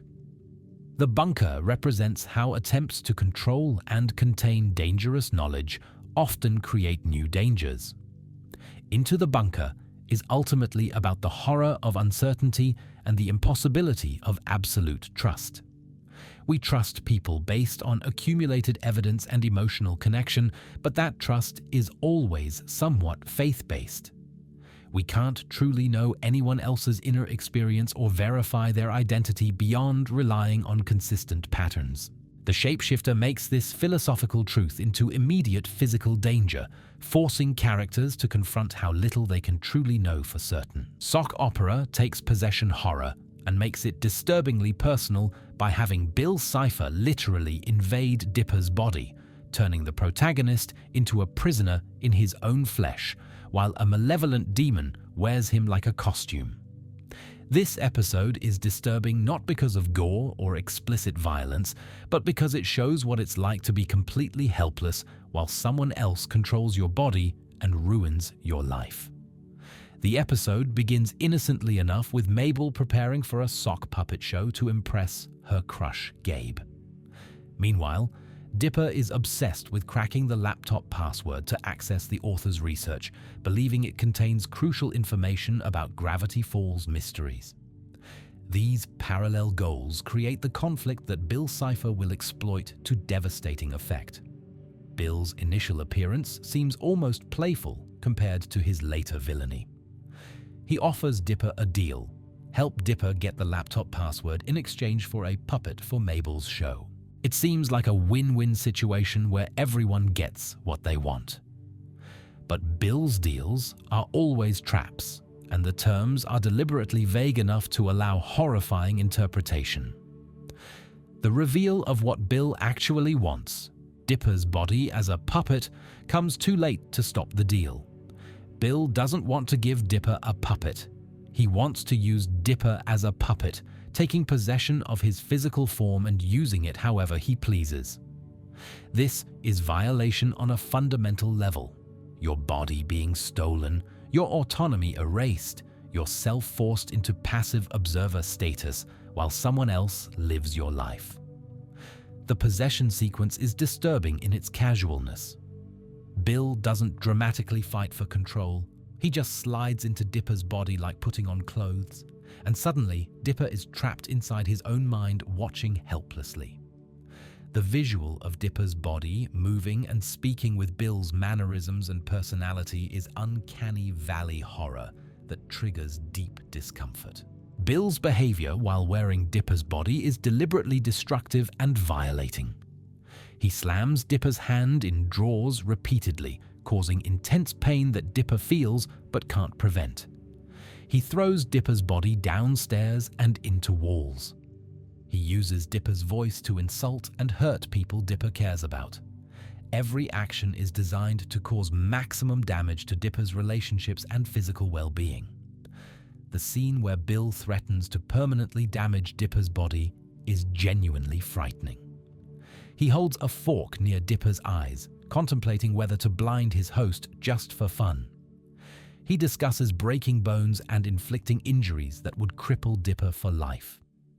The casual cruelty combined with Dipper's complete helplessness creates horror that's more disturbing than any supernatural monster. Dipper's internal experience of possession is nightmarish.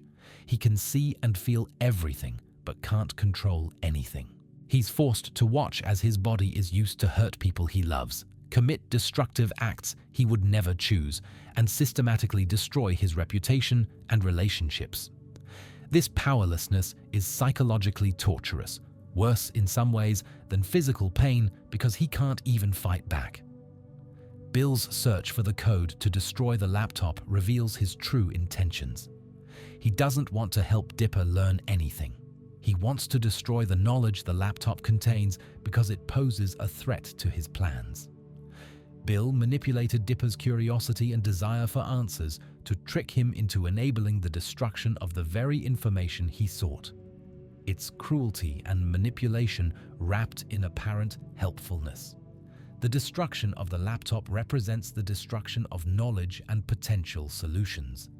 Whatever information was contained, there is now gone, potentially including ways to defeat Bill or protect against his powers. Dipper's desperation for answers led directly to ensuring those answers would never be found. This is victim-blaming horror, your own desires and mistakes being used to harm you. Mabel's sock puppet show happening simultaneously creates tragic irony. She's performing her heart out to impress someone while her brother is literally fighting for his soul and bodily autonomy in the next room. The contrast between her innocent performance and Dipper's genuine horror highlights how close darkness can be to normal life without anyone noticing. When Mabel discovers what's happening to Dipper, her reaction is immediate protectiveness and willingness to sacrifice. She offers Bill anything he wants in exchange for Dipper's release, including giving up the puppet show she's worked on for days. This unconditional prioritization of her twin over her own desires shows healthy sibling love in sharp contrast to Bill's toxicity. The negotiation between Mabel and Bill showcases his manipulative cruelty. He enjoys her desperation, takes pleasure in her distress, and considers keeping Dipper's body just to watch Mabel suffer. The only thing that makes him release his grip is knowing that continuing would be more trouble than it's worth, not any moral consideration or sympathy. Dipper's return to his own body isn't triumphant. It's traumatic. He's injured, exhausted, and has to deal with the aftermath of Bill's actions while wearing his face. People he cares about are hurt or angry because of things he didn't choose to do. His body is damaged in ways that will take time to heal. The violation doesn't end just because Bill left. The consequences linger. The episode's resolution forces Dipper to confront how his obsession with mysteries endangered both himself and Mabel. His singular focus on the laptop made him vulnerable to manipulation and willing to make deals he shouldn't have made. This isn't victim blaming. It's realistic exploration of how our desires can be exploited against us by people with malicious intent. Mabel's immediate forgiveness and support helps Dipper begin processing the trauma, but it doesn't erase what happened. You can't unexperience being possessed, unfeel the violation of having your body stolen, or unknow that you're vulnerable to that kind of attack. The psychological scars from this experience will last much longer than the physical injuries. The episode's treatment of consent is notably sophisticated. Bill violated Dipper's bodily autonomy in the most literal way possible, taking ownership of his physical form without ongoing consent and using it in ways Dipper explicitly opposed. This serves as metaphor for real-world violations of autonomy and consent that children might not have language for yet. Bill's casual cruelty while possessing Dipper also demonstrates how abusers often use their victim's identity against them. He hurts Dipper using Dipper's own hands. He damages Dipper's relationships using Dipper's own voice. He makes Dipper complicit in his own violation, forcing him to be both victim and unwilling perpetrator simultaneously. The body horror elements are subtle but effective. Dipper's body moves wrong when Bill controls it, too fluid, too confident, with mannerisms that don't match Dipper's usual awkwardness. The wrongness is visible to viewers even when other characters don't notice. This creates the disturbing realization that your body can betray what you are, that physical appearance doesn't necessarily match internal reality. The episode raises disturbing questions about identity and self. If someone else can control your body perfectly, what makes you you? Is your self located in your body or somewhere else? If your body does things without your consent, are you responsible for those actions? These philosophical questions are explored through genuine horror rather than abstract discussion. The destruction of the puppet show stage during the confrontation symbolizes how possession destroys everything around it. Mabel worked hard on something she cared about, and Bill's presence destroyed it collaterally. Abuse and violation don't just harm the primary victim, they create ripple effects that damage everything nearby. What makes sock opera particularly effective horror is its exploration of helplessness. Dipper isn't weak or unprepared. He's completely without options once the possession begins. No amount of strength, intelligence, or preparation could have prevented what happened to him once he made the initial deal. This helplessness is more frightening than any monster because it's more realistic. The episode also explores how easily manipulation works when it targets your existing desires. Bill didn't force Dipper into anything. He offered something Dipper desperately wanted and let Dipper's own eagerness override his caution. This is how real manipulation works, exploiting what you already want to make you act against your own interests. Mabel's choice to prioritize Dipper over her own goals models healthy relationships and sacrifice. She immediately recognizes that her brother's safety is more important than impressing a crush, even though the puppet show mattered to her. This hierarchy of values, people over achievements, family over social success, is presented as obviously correct rather than debatable. The visual design of Bill-possessed Dipper is cleverly unsettling. The animation gives him subtly wrong expressions and movements that trigger subconscious discomfort even before viewers consciously process what they are seeing. The character looks like Dipper but acts like Bill, creating cognitive dissonance that maintains unease throughout the episode. The episode's ending, with Dipper physically and psychologically damaged but trying to move forward, is more realistic than most cartoon conclusions. He doesn't bounce back immediately or pretend nothing happened. He's hurt, traumatized, and dealing with consequences of choices he wishes he could take back. This honesty about trauma's lasting impact is rare and valuable in children's media.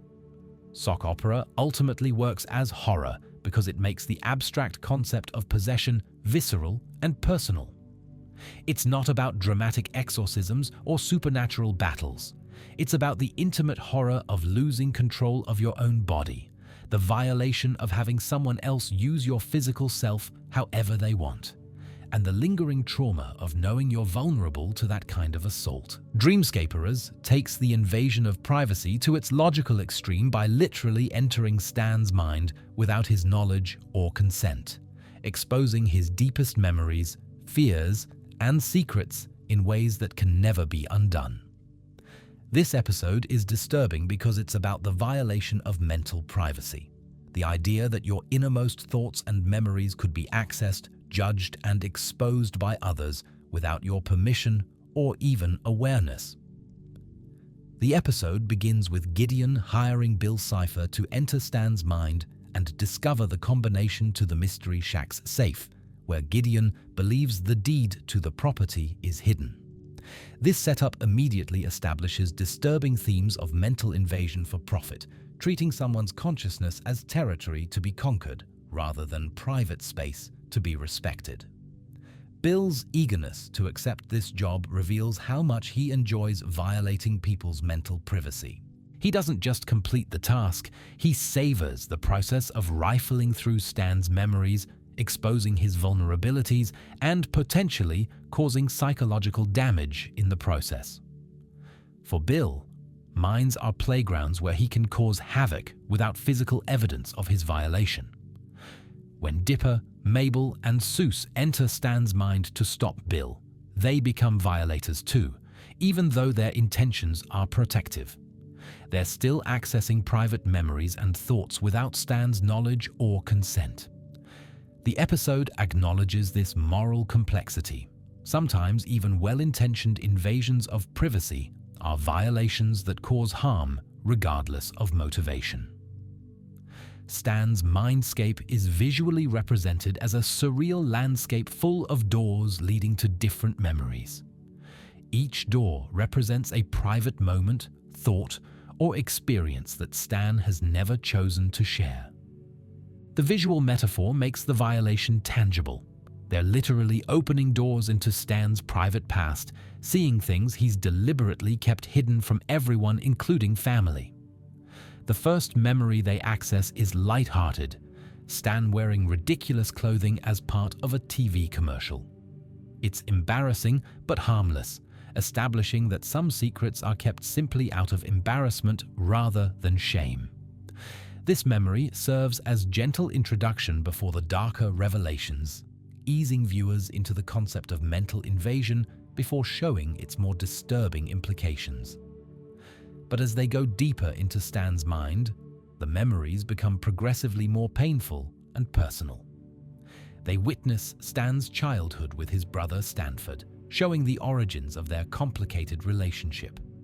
They see moments of genuine connection and love between the twins, which makes the later revelation of their falling out even more tragic.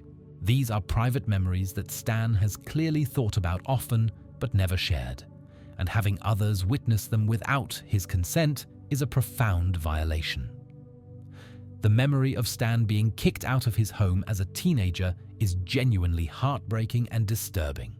His father literally throws him out with nothing but the clothes on his back and a duffel bag, essentially disowning him over a mistake involving Stanford's science project.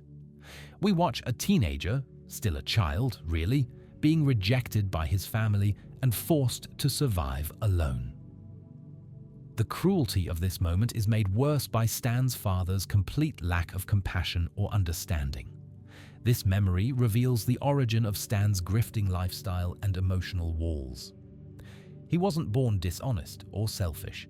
He was forced into survival mode as a homeless teenager and developed whatever skills kept him alive. The conman persona is armor protecting a deeply wounded person who learned young that he couldn't rely on anyone but himself. Understanding this context reframes every previous interaction with Stan.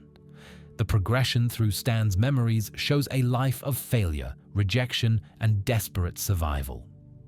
Failed business ventures, strained relationships, constant running from consequences. legal troubles. Each memory adds another layer to Stan's character, showing how his gruff exterior and casual dishonesty mask deep pain and accumulated trauma. These aren't things he would ever voluntarily share, especially not with his great-niece and great-nephew. Bill's presence in Stan's mind is particularly violating because he doesn't just observe, he comments, mocks, and judges. He finds Stan's pain entertaining, laughing at traumatic memories, and using them as ammunition for psychological torture.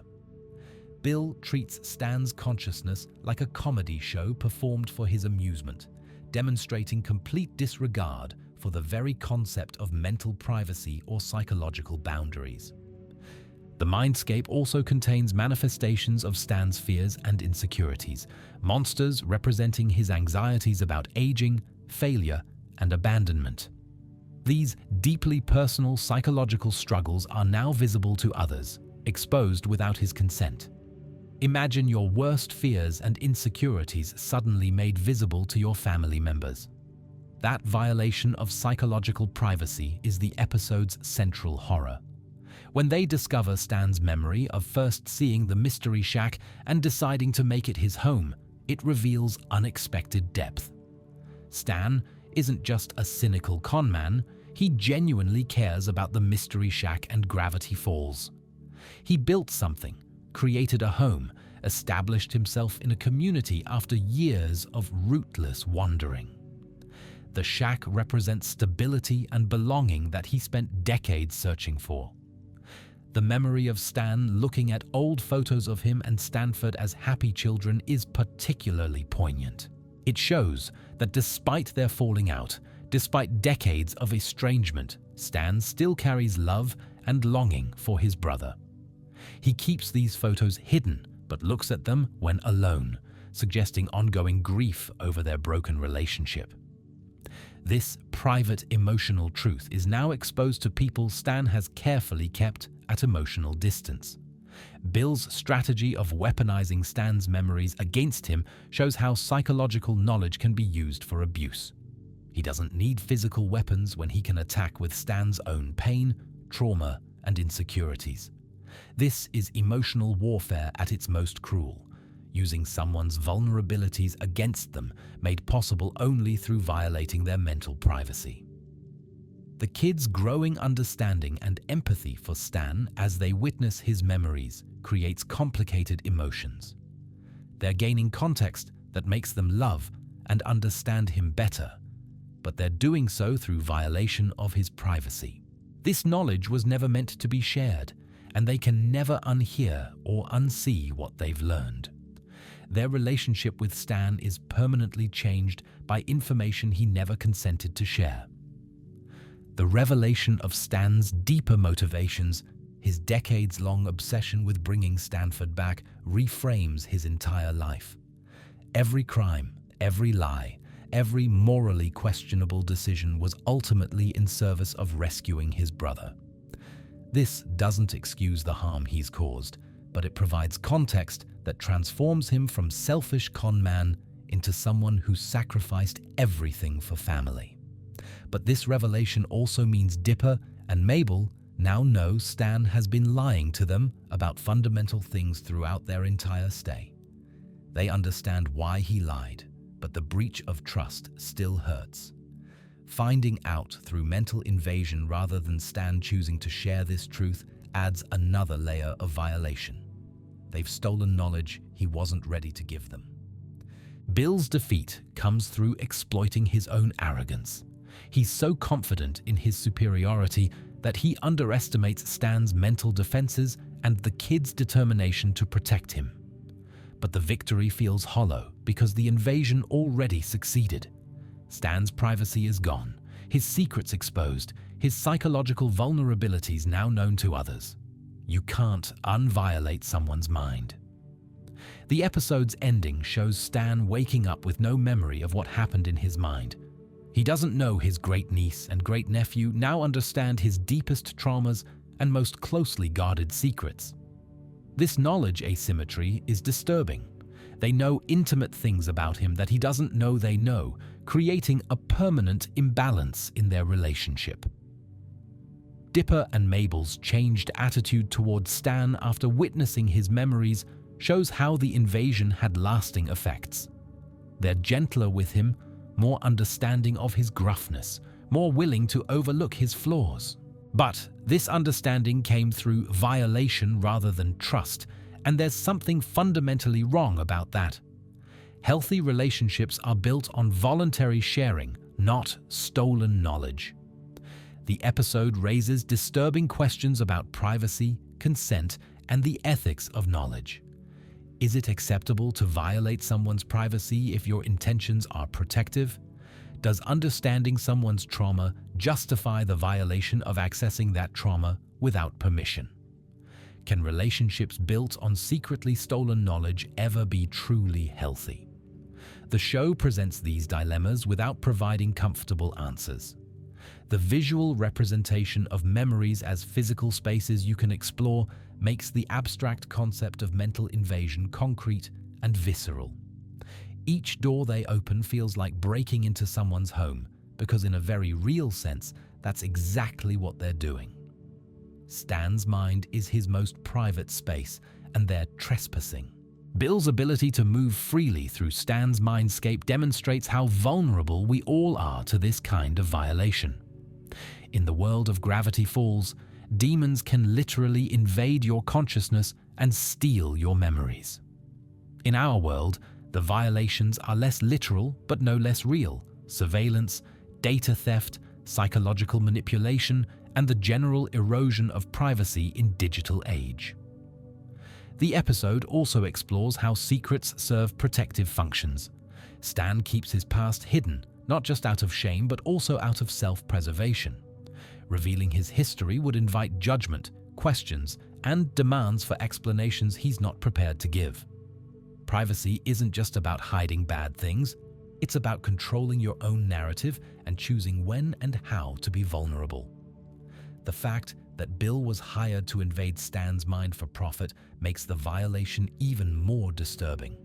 This isn't even about personal vendetta or ideological conflict, it's just business. Someone paid Bill to commit psychological assault, treating mental invasion as a service that can be purchased. The casual commodification of psychological violence is chilling.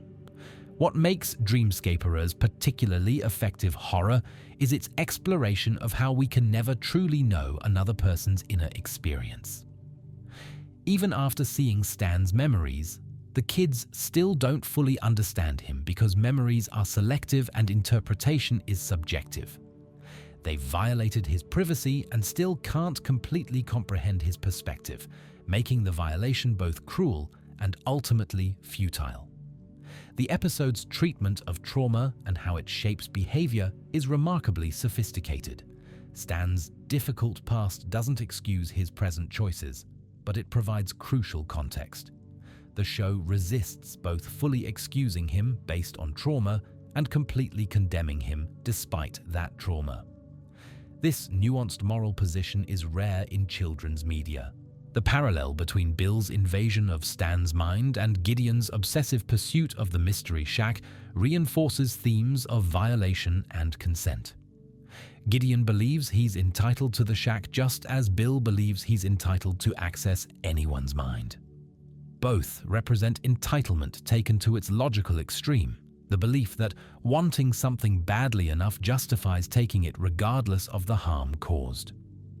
Seuss's presence during the mindscape exploration adds another witness to Stan's private memories, further multiplying the violation. Each additional person who sees these memories is another breach of Stan's privacy, another relationship forever altered by knowledge that was never meant to be shared. The violation compounds with each witness. The episode's ending, with Stan completely unaware of what happened, creates dramatic irony that persists throughout the rest of the series. Viewers and the kids know things about Stan that he doesn't know they know, creating tension in every subsequent interaction. We watch him maintain walls and secrets that have already been breached, making his protective behaviors both poignant and futile. Dreamscaperers is ultimately about the impossibility of true privacy and the ethics of knowledge. It asks whether understanding gained through violation is worth the harm caused, whether good intentions justify bad methods, and what we owe to people whose secrets we've discovered without their consent. These are adult questions disguised as children's adventure, making the episode disturbing on levels that become more apparent with age and reflection. The Stanurian candidate takes political satire and combines it with body horror and mind control, creating an episode that's disturbing both for its commentary on democratic manipulation and its literal depiction of a person being turned into a puppet. This episode shows how easily public figures can be controlled, how democracy can be hijacked by those with power, and how horrifying it is to watch someone lose their autonomy in real time. The episode begins with Stan deciding to run for mayor of Gravity Falls, initially motivated by ego and the desire to avoid regulations on the Mystery Shack. His campaign starts as a joke. He has no political experience, no serious platform, and no real understanding of what governance involves. But in a darkly comedic twist that mirrors real-world politics, his lack of qualifications doesn't prevent him from becoming a viable candidate. The introduction of Bud Gleeful as the incumbent mayor reveals how political dynasties maintain power in small communities. Bud is Gideon's father, connecting political power directly to the family that's already demonstrated willingness to use manipulation and violence to get what they want.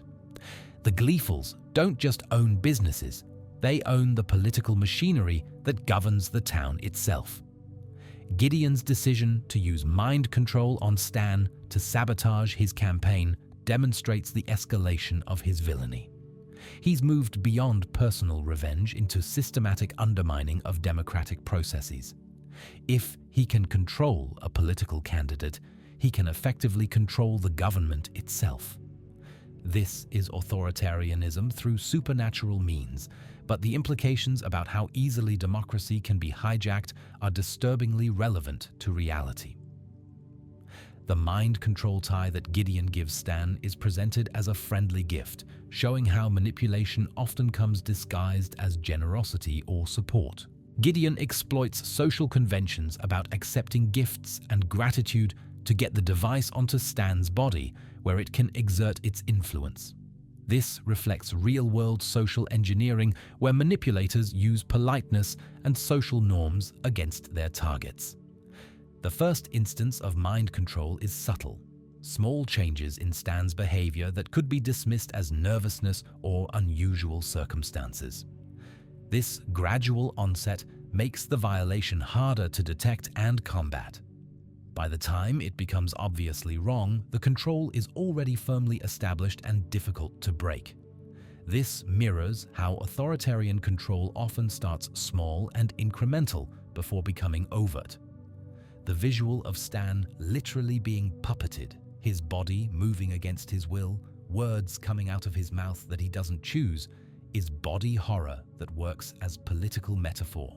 Politicians who are controlled by special interests or wealthy donors might not be literally puppeted, but the effect is similar.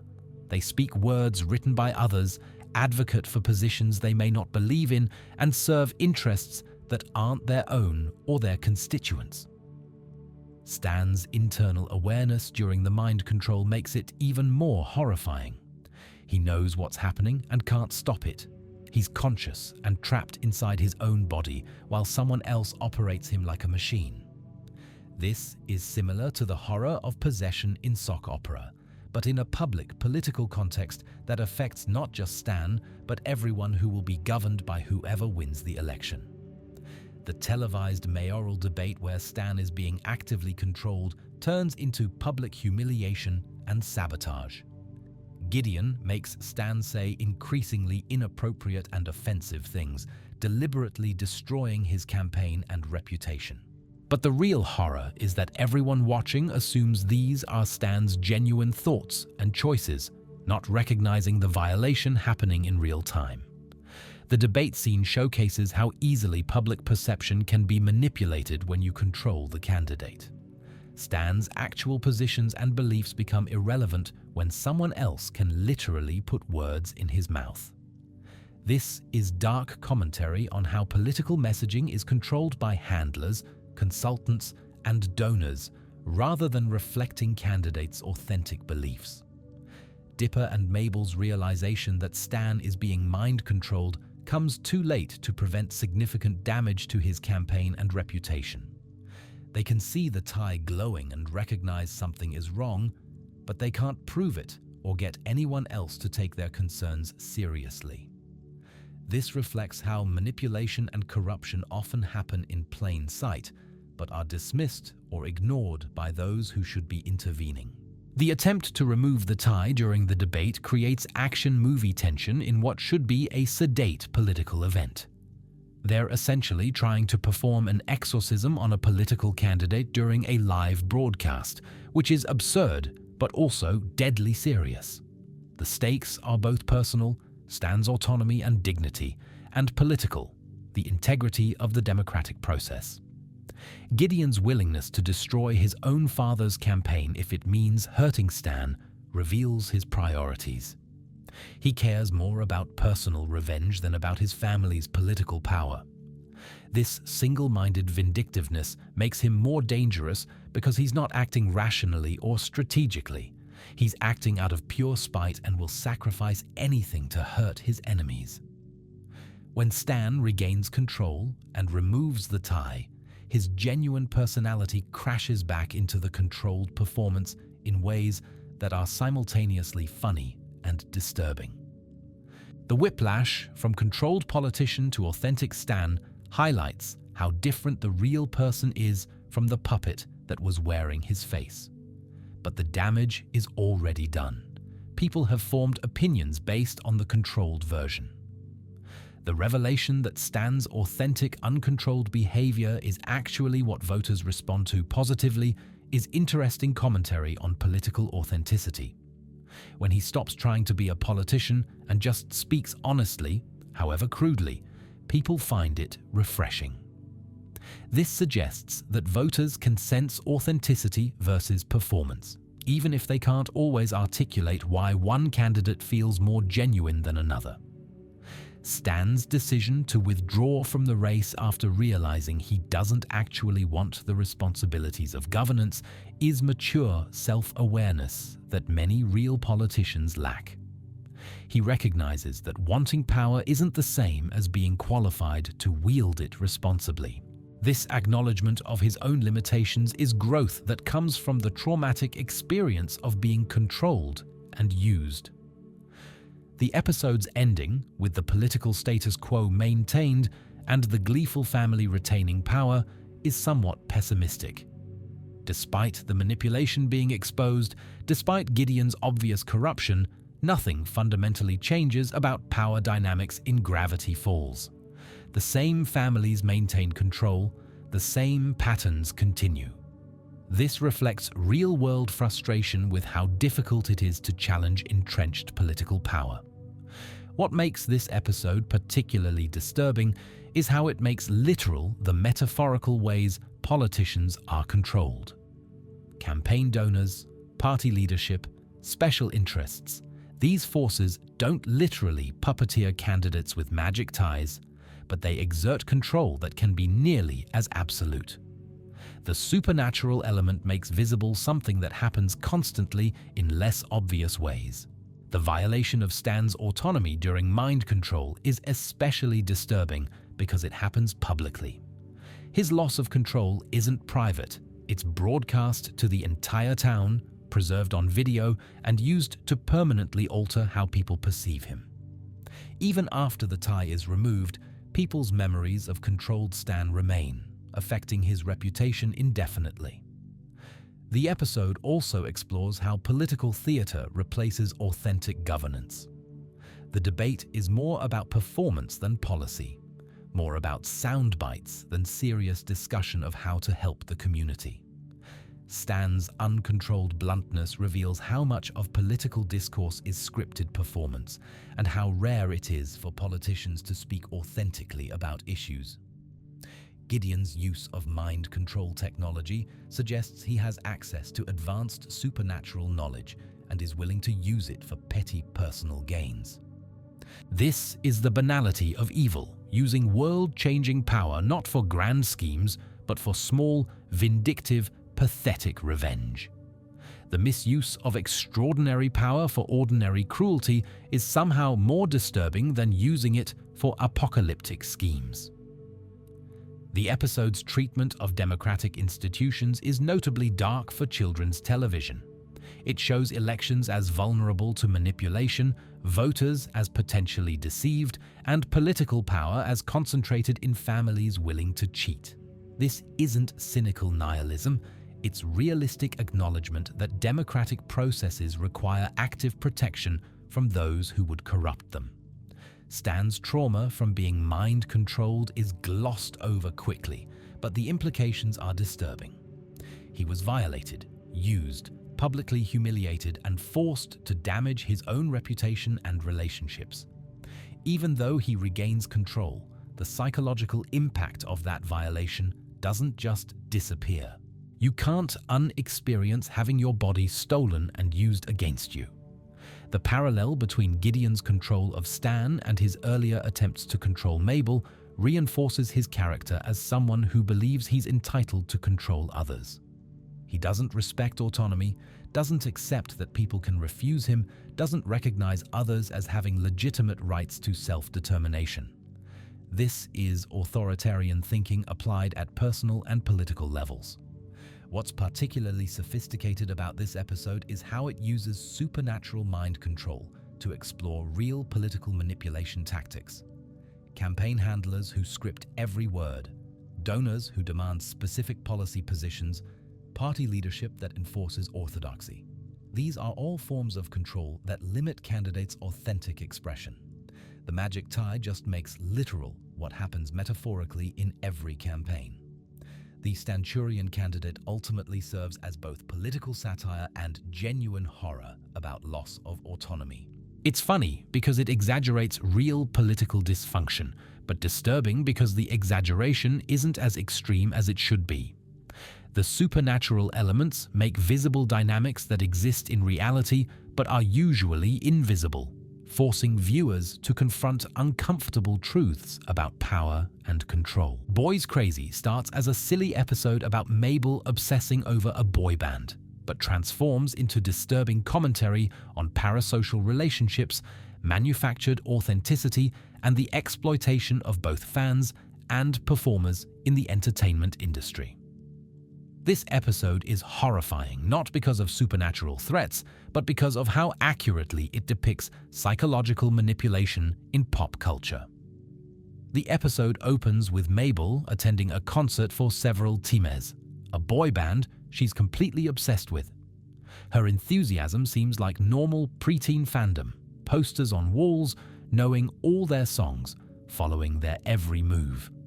But the intensity of her attachment is the first warning sign that something unhealthy is developing. She's not just a fan, she's emotionally dependent on this band for happiness. When Mabel wins a contest to meet the band backstage, it should be a dream come true.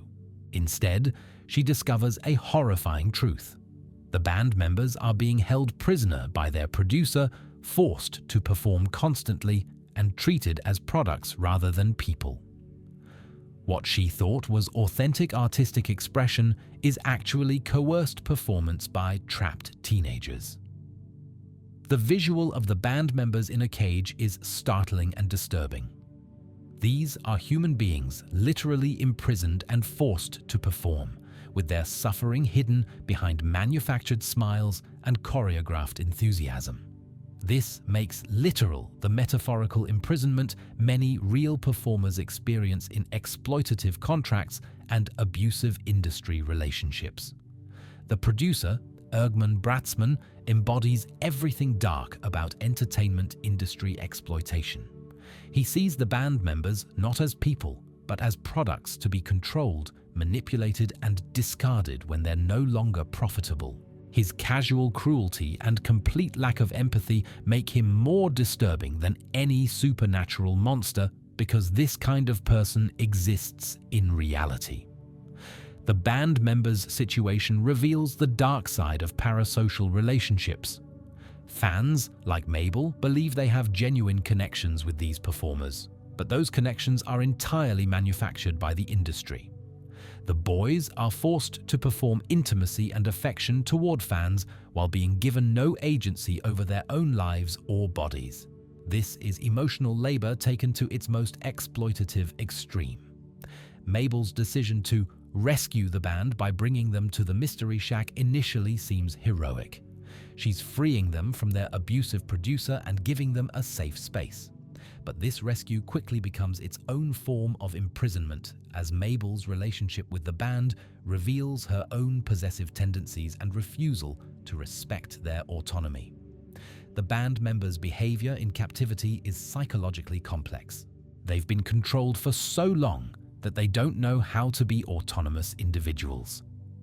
They default to performing, to seeking approval, to doing what they think is expected rather than expressing genuine preferences. This is learned helplessness from prolonged abuse, showing how exploitation damages people's basic sense of self. Mabel's growing possessiveness over the band mirrors the very behavior that kept them imprisoned in the first place. She wants them to perform for her, to give her attention and affection, to prioritize her emotional needs. She's not intentionally cruel like their producer, but she's still treating them as existing for her benefit rather than as people with their own needs and desires. The moment when Mabel realizes she's become like their captor is painful and necessary character growth. She's forcing them to perform, controlling their activities, making decisions about their lives without consulting them. Her intentions are different from the producers, but the effect is similar, denying them agency and autonomy because she values what they can give her more than their well-being. The band members' desire to perform after being freed is initially confusing, but it makes tragic sense. Performing is the only life they've known, the only skill they've developed, the only context where they receive positive attention. Their identities have been so thoroughly shaped by exploitation that they don't know who they are without it. This is how systematic abuse destroys people's sense of self. Candy's subplot with one of the band members adds another layer to the parasocial relationship horror. She develops what she believes is a genuine romantic connection, but it's built on completely false premises. The person she's fallen for is a manufactured persona, not a real individual. Her heartbreak when this becomes clear reflects how parasocial relationships inevitably disappoint because they're based on illusion rather than genuine connection. The revelation that everything special about the band was artificially created is crushing. Their perfect harmonies come from technological enhancement. Their choreography was designed by professionals and beaten into them through repetition. Their personalities are characters they've been forced to play rather than authentic self-expression. Nothing about them is real in the way fans believe. Dipper's parallel storyline about Robbie's seemingly perfect song containing subliminal messages reinforces themes of manufactured authenticity in relationships. Just as the boy band was created to generate specific emotional responses, Robbie's song uses hidden psychological manipulation to manufacture feelings that seem authentic but are actually induced artificially. The subliminal messages in music serve as metaphor for how media manipulates emotions and perceptions without audiences' conscious awareness. We like to believe our feelings are authentic and freely chosen, but they're constantly being shaped by carefully crafted media designed to generate specific responses. The supernatural element makes literal what advertising and entertainment do constantly in subtler ways. The destruction of the subliminal message in Robbie's song doesn't undo the damage it caused. Wendy developed feelings based on manipulation, and even after learning the truth, those feelings don't just vanish. Emotions don't work like that. They linger even when we intellectually understand they were artificially induced. This is the long-term damage of manipulation. It persists after the manipulation itself is revealed.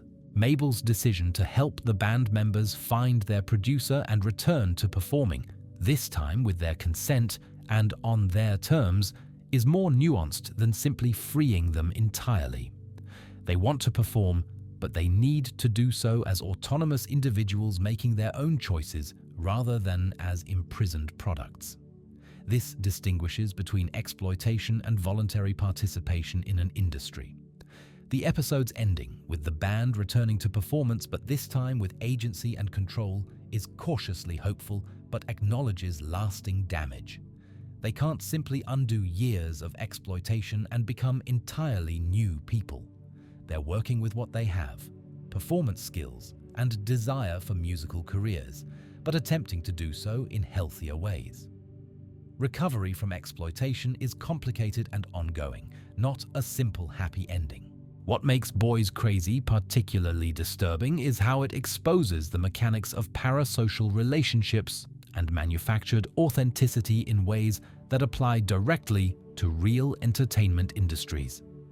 Every boy band, pop star, and celebrity personality is to some degree a manufactured product designed to generate specific emotional and financial responses. The supernatural elements just make visible what happens constantly in reality. The episode also explores how fans participate in and enable exploitation without realizing it. Mabel's obsessive consumption of the band's content directly funds the system that imprisons them. Her emotional investment in their manufactured personas gives the producer incentive to continue the exploitation. Fans aren't responsible for industry abuse, but their participation keeps the system functioning. The parallel between romantic relationships and fan relationships is especially sophisticated. Both can involve projection, idealization, and believing you know someone better than you actually do. Both can be manipulated through careful presentation and emotional manipulation. The episode suggests that falling for a manufactured celebrity persona and falling for someone using subliminal messages are fundamentally similar. Both involve emotions based on illusion rather than genuine connection. The boy band members struggle to develop individual identities after years of being treated as interchangeable parts of a group reflects real challenges faced by performers in manufactured groups. They've been forced to suppress individual personalities in favor of group cohesion, making it difficult to know who they are independently. This loss of individual identity is a specific form of abuse that's particularly insidious because it's often framed as teamwork or professionalism. The episode's treatment of consent is notably sophisticated. The band members want to perform, but that desire was developed under coercive conditions where performing was their only option. Can you truly consent to something when you've been conditioned to want it through abuse and manipulation? The episode doesn't provide easy answers, but raises these questions thoughtfully. Bratzmann's complete lack of remorse or recognition that he's done anything wrong is particularly disturbing. To him, imprisoning and exploiting teenagers is just business, just how the industry works. This normalization of abuse, treating exploitation as standard operating procedure rather than moral failing, reflects real entertainment industry dynamics where abusive practices are so common they're rarely questioned. The visual metaphor of the boys in a cage is powerful because it makes exploitation visible in ways it usually isn't.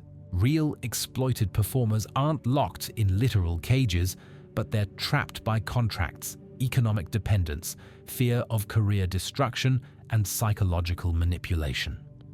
The supernatural literalization makes visible dynamics that exist but are usually invisible to audiences who only see the polished performance. What's particularly insidious about this form of exploitation is how it weaponizes the performer's own talents and desires against them. The band members genuinely enjoy music and performance. That's why they're good at it. But that authentic passion becomes the tool of their exploitation, making it harder to simply walk away even when they could. The line between following your passion and being exploited by it is disturbingly thin. Boys Crazy is ultimately about the difference between authentic connection and manufactured intimacy, between voluntary participation and coerced performance, between supporting artists and enabling their exploitation. It's disturbing because it forces viewers to examine their own relationship with entertainment and celebrities, questioning whether their fandom helps or hurts the people they claim to support. Little Dipper takes sibling rivalry and makes it disturbing through the introduction of a device that can alter physical reality based on purely subjective measurements. This episode is horrifying not because of supernatural monsters, but because it explores how insecurity, competition, and the desperate desire to feel superior can lead to genuinely harmful behavior between people who love each other. The episode begins with Dipper's insecurity about his height being exposed in a humiliating way. He's always been slightly shorter than Mabel, but he's been telling himself it doesn't matter and shouldn't bother him. When the truth becomes public and a source of mockery, his carefully maintained denial crumbles and the insecurity becomes overwhelming. This is psychologically realistic. We can manage our insecurities privately, but public exposure makes them unbearable. The discovery of the height-altering crystal seems like a perfect solution to Dipper's problem. He can finally be taller than Mabel and end the source of his embarrassment. But the crystal doesn't actually solve his insecurity. It just gives him a way to cheat at comparison, which ultimately makes everything worse. This reflects how quick fixes for deep psychological issues often create more problems than they solve. Dipper's use of the crystal starts small and seemingly justified. Just a little taller than Mabel, not excessively tall, just enough to not be the shorter twin anymore. But this incremental approach to cheating is how many ethical violations begin. Once you've crossed the line, it becomes easier to keep going, to justify increasingly extreme uses of the power you've given yourself. Mabel's confusion and distress when she starts shrinking is heartbreaking. She doesn't understand what's happening to her body or why. She's experiencing a violation that should be impossible. Her fundamental physical reality is being altered without her consent or knowledge. This is body horror of a deeply personal kind, where you can't even trust your own height to remain constant. The escalating arms race of height manipulation showcases how competition between siblings can spiral out of control when fueled by insecurity and access to power. Each twin keeps adjusting their height to be taller than the other, creating an absurd but psychologically revealing pattern. Neither can accept being shorter because to them, being shorter means being lesser, losing being the weak one. Gideon's theft of the crystal and his decision to shrink the twins to capture them adds external danger to what was already internal dysfunction. But in a dark way, Gideon is just taking the crystal's logic to its natural conclusion. If height can be manipulated to gain advantage, why stop at interpersonal competition? Why not use it as an actual weapon? The twins' petty use enabled Gideon's malicious use. The visual of Dipper and Mabel shrunk to tiny size is classic Honey, I Shrunk the Kids horror, but with additional psychological complexity. They're not just physically small, they've been made small through their own insecurity and competition with each other. Their literal diminishment is metaphor for how insecurity and rivalry diminish people psychologically. Being tiny in a normal-sized world is terrifying in ways the episode explores effectively. Everything is a threat. Pets, insects, everyday objects become deadly hazards. The scale shift creates vulnerability and helplessness that forces the twins to rely on each other after their competition nearly destroyed their relationship. Crisis forces cooperation when pride wouldn't allow it. the extended chase and survival sequence while Tiny showcases genuine danger and creativity in dealing with being 3 inches tall. But it also serves as forced bonding experience where Dipper and Mabel have to communicate, coordinate, and protect each other rather than competing. Their literal smallness forces them to recognize how much they need each other to survive. Zeus's role as unknowing threat adds dramatic irony. Someone who would never intentionally harm them becomes dangerous simply because he can't see or hear them. This reflects how vulnerable small/powerless people are even from those who mean them no harm. Size difference creates power imbalance that makes danger inevitable regardless of intentions. The twins' reconciliation while fighting to survive at tiny size is emotionally powerful because it comes from genuine need rather than abstract forgiveness. They can't afford pride or petty competition when survival requires cooperation. This forces them to confront how stupid their rivalry was. They were destroying their relationship over something that ultimately doesn't matter. Dipper's acceptance that being shorter than Mabel doesn't define his worth or capability is important character growth. He's still shorter, and that's okay. His value doesn't come from physical measurements. This is sophisticated emotional maturity for a 12-year-old, recognizing that insecurity is internal rather than caused by the trait you're insecure about. Mabel's forgiveness and her own admission that she sometimes used the height difference to feel superior shows mutual accountability. Neither twin is completely innocent. Both participated in unhealthy comparison and competition. Recognizing mutual fault allows them to move past blame toward actual resolution. The destruction of the crystal feels like necessary closure. As long as it exists, it's tempting to use it, to take shortcuts around insecurity rather than dealing with feelings honestly. Destroying it removes the temptation and forces them to live with reality rather than constantly manipulating it to feel better temporarily. But the episode acknowledges that destroying the crystal doesn't erase what happened or instantly fix their relationship. They violated each other's trust, used power against each other selfishly, and revealed ugly aspects of their personalities. Recovery from that requires ongoing work, not just a dramatic moment of reconciliation. Real repair is process, not event. What makes Little Dipper disturbing is how it shows that supernatural power doesn't corrupt people.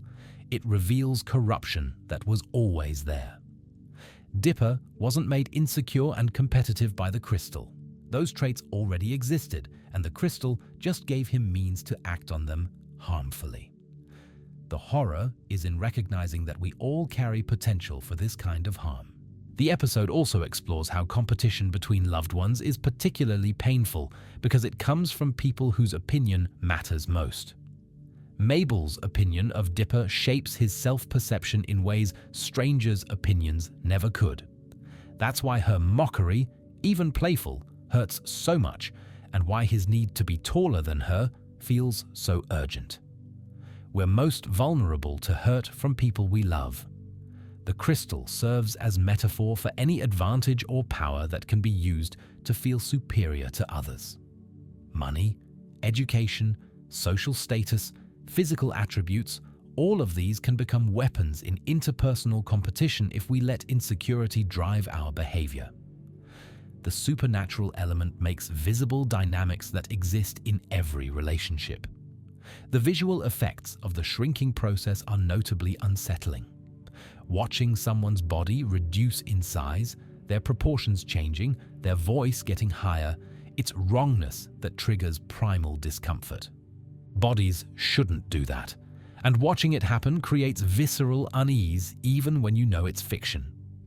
The episode's exploration of masculinity and insecurity is more thoughtful than typical children's programming. Dipper's height insecurity connects to broader anxieties about being man enough, strong enough, capable enough. The show validates these feelings as real and painful, while also showing how destructively they can manifest if not examined and addressed healthily.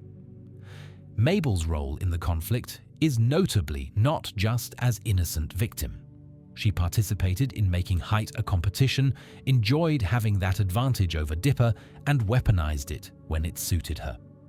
This complexity prevents the episode from being simple story of male insecurity, and instead shows how both twins contributed to unhealthy dynamic. The resolution, accepting each other as they are rather than constantly comparing, is simple but profound. Most sibling conflict comes from comparison, from needing to be the smart one, the athletic one, the favorite one. Releasing that need to rank yourself against your sibling frees both people to just be themselves without constant evaluation. What makes this episode work as horror is recognizing how easily love can be corrupted by insecurity and competition. Dipper and Mabel genuinely care about each other, but that didn't stop them from hurting each other when their insecurities were triggered. The horror is in realizing that love alone doesn't prevent harm. It requires active choice to treat each other well, even when triggered. Little Dipper ultimately explores how self-worth based on comparison is inherently unstable and destructive. There's always someone taller, smarter, more successful. Defining yourself through comparison means you're always vulnerable to feeling lesser, always one comparison away from worthlessness. The only stable self-worth comes from internal values rather than relative measurements. As we come to the end of this deep dive into Gravity Falls' most disturbing episodes, it's worth stepping back to consider what makes this show's horror so effective and why it resonated so powerfully with audiences who were often much older than its target demographic. Gravity Falls succeeded as horror because it trusted its audience, both children and adults, to handle complex, genuinely frightening content without excessive hand-holding or artificial reassurance. The show didn't talk down to viewers or pretend that scary things weren't actually scary.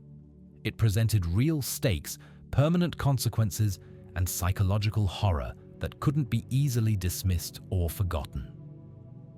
The disturbing elements we've explored tonight aren't accidents or edgy attempts to seem mature. They're carefully crafted explorations of genuine fears that children experience, but that children's media often refuses to acknowledge. Fear of abandonment, fear of losing control over your own body, fear that people you love aren't who they claim to be, fear of being manipulated and powerless. These are real anxieties that young viewers face, and Gravity Falls validated those fears as legitimate rather than dismissing them. What sets Gravity Falls apart from other dark children's shows is its commitment to emotional realism within fantastic situations. Characters don't just bounce back from trauma. They carry psychological scars. They make mistakes based on fear and insecurity. They hurt people they love and have to live with the guilt.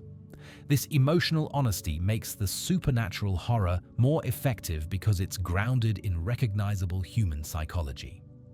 The show's treatment of family is particularly sophisticated and sometimes disturbing. It presents families as sources of both love and pain, security and trauma. Stan's decades of lies were motivated by love but still constituted betrayal. Dipper and Mabel's bond is genuine, but doesn't prevent them from hurting each other when triggered. This complexity refuses the comforting lie that family always keeps you safe, instead showing that family relationships require active work and can cause real damage when dysfunctional. The horror elements also serve important psychological functions for young viewers. Encountering scary content in a controlled fictional environment allows children to process real fears safely. Watching Dipper and Mabel survive impossible situations models resilience and problem-solving. Seeing them make mistakes and recover teaches that errors aren't permanent disasters. The show provides tools for managing fear and adversity rather than pretending these challenges don't exist. But the show also doesn't shy away from showing that sometimes the horror wins, at least temporarily. Weirdmageddon succeeds. Bill gets physical form and causes enormous damage. Characters suffer permanent losses. This refusal to guarantee happy endings makes victories more meaningful because they're not automatic. They're earned through genuine effort, sacrifice, and sometimes luck. The disturbing content in Gravity Falls also served as sophisticated social commentary disguised as children's entertainment. Northwest Mansion Mysteries' exploration of class warfare and generational wealth. The Stanurian candidate's satire of political manipulation. Boys Crazy's critique of entertainment industry exploitation. These episodes weren't just scary.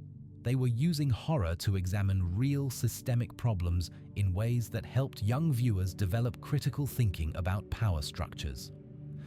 The show's influence on children's animation has been significant and ongoing.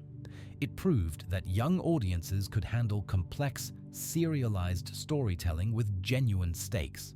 It demonstrated that children's media could be simultaneously funny and frightening, sweet and disturbing, entertaining and emotionally challenging.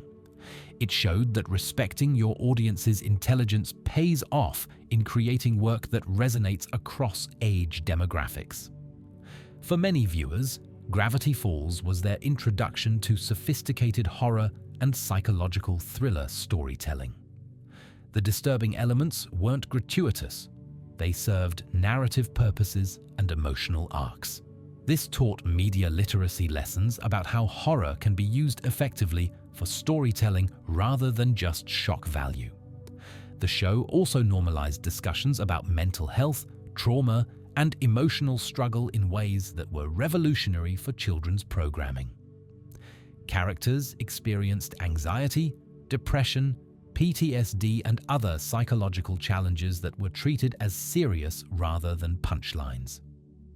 This validation of mental health struggles helped young viewers recognize and name their own experiences.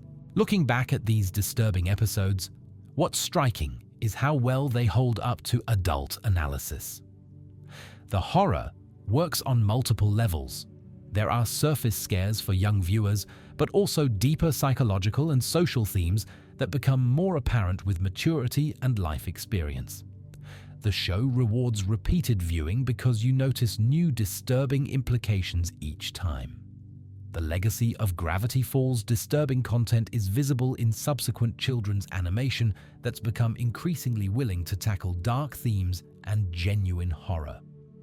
Shows like Over the Garden Wall, Infinity Train, and others have followed Gravity Falls' blueprint of respecting audiences enough to present real fear, complex emotions, and permanent consequences. But what makes Gravity Falls horror particularly memorable is how it balanced disturbing content with genuine warmth and hope. Yes, the show presented real darkness and didn't shy away from showing how scary the world can be. But it also showed characters supporting each other, finding courage, growing from trauma, and maintaining hope even in impossible circumstances. The horror was always in service of larger themes about resilience, family, and choosing to fight for what matters, even when the odds are against you. The disturbing episodes we've explored tonight are ultimately about confronting fear rather than avoiding it. They show that scary things exist, that people can be hurt and traumatized, that the world contains genuine dangers, but also that you can survive, that you're not alone, that courage and connection can help you face even the most terrifying situations.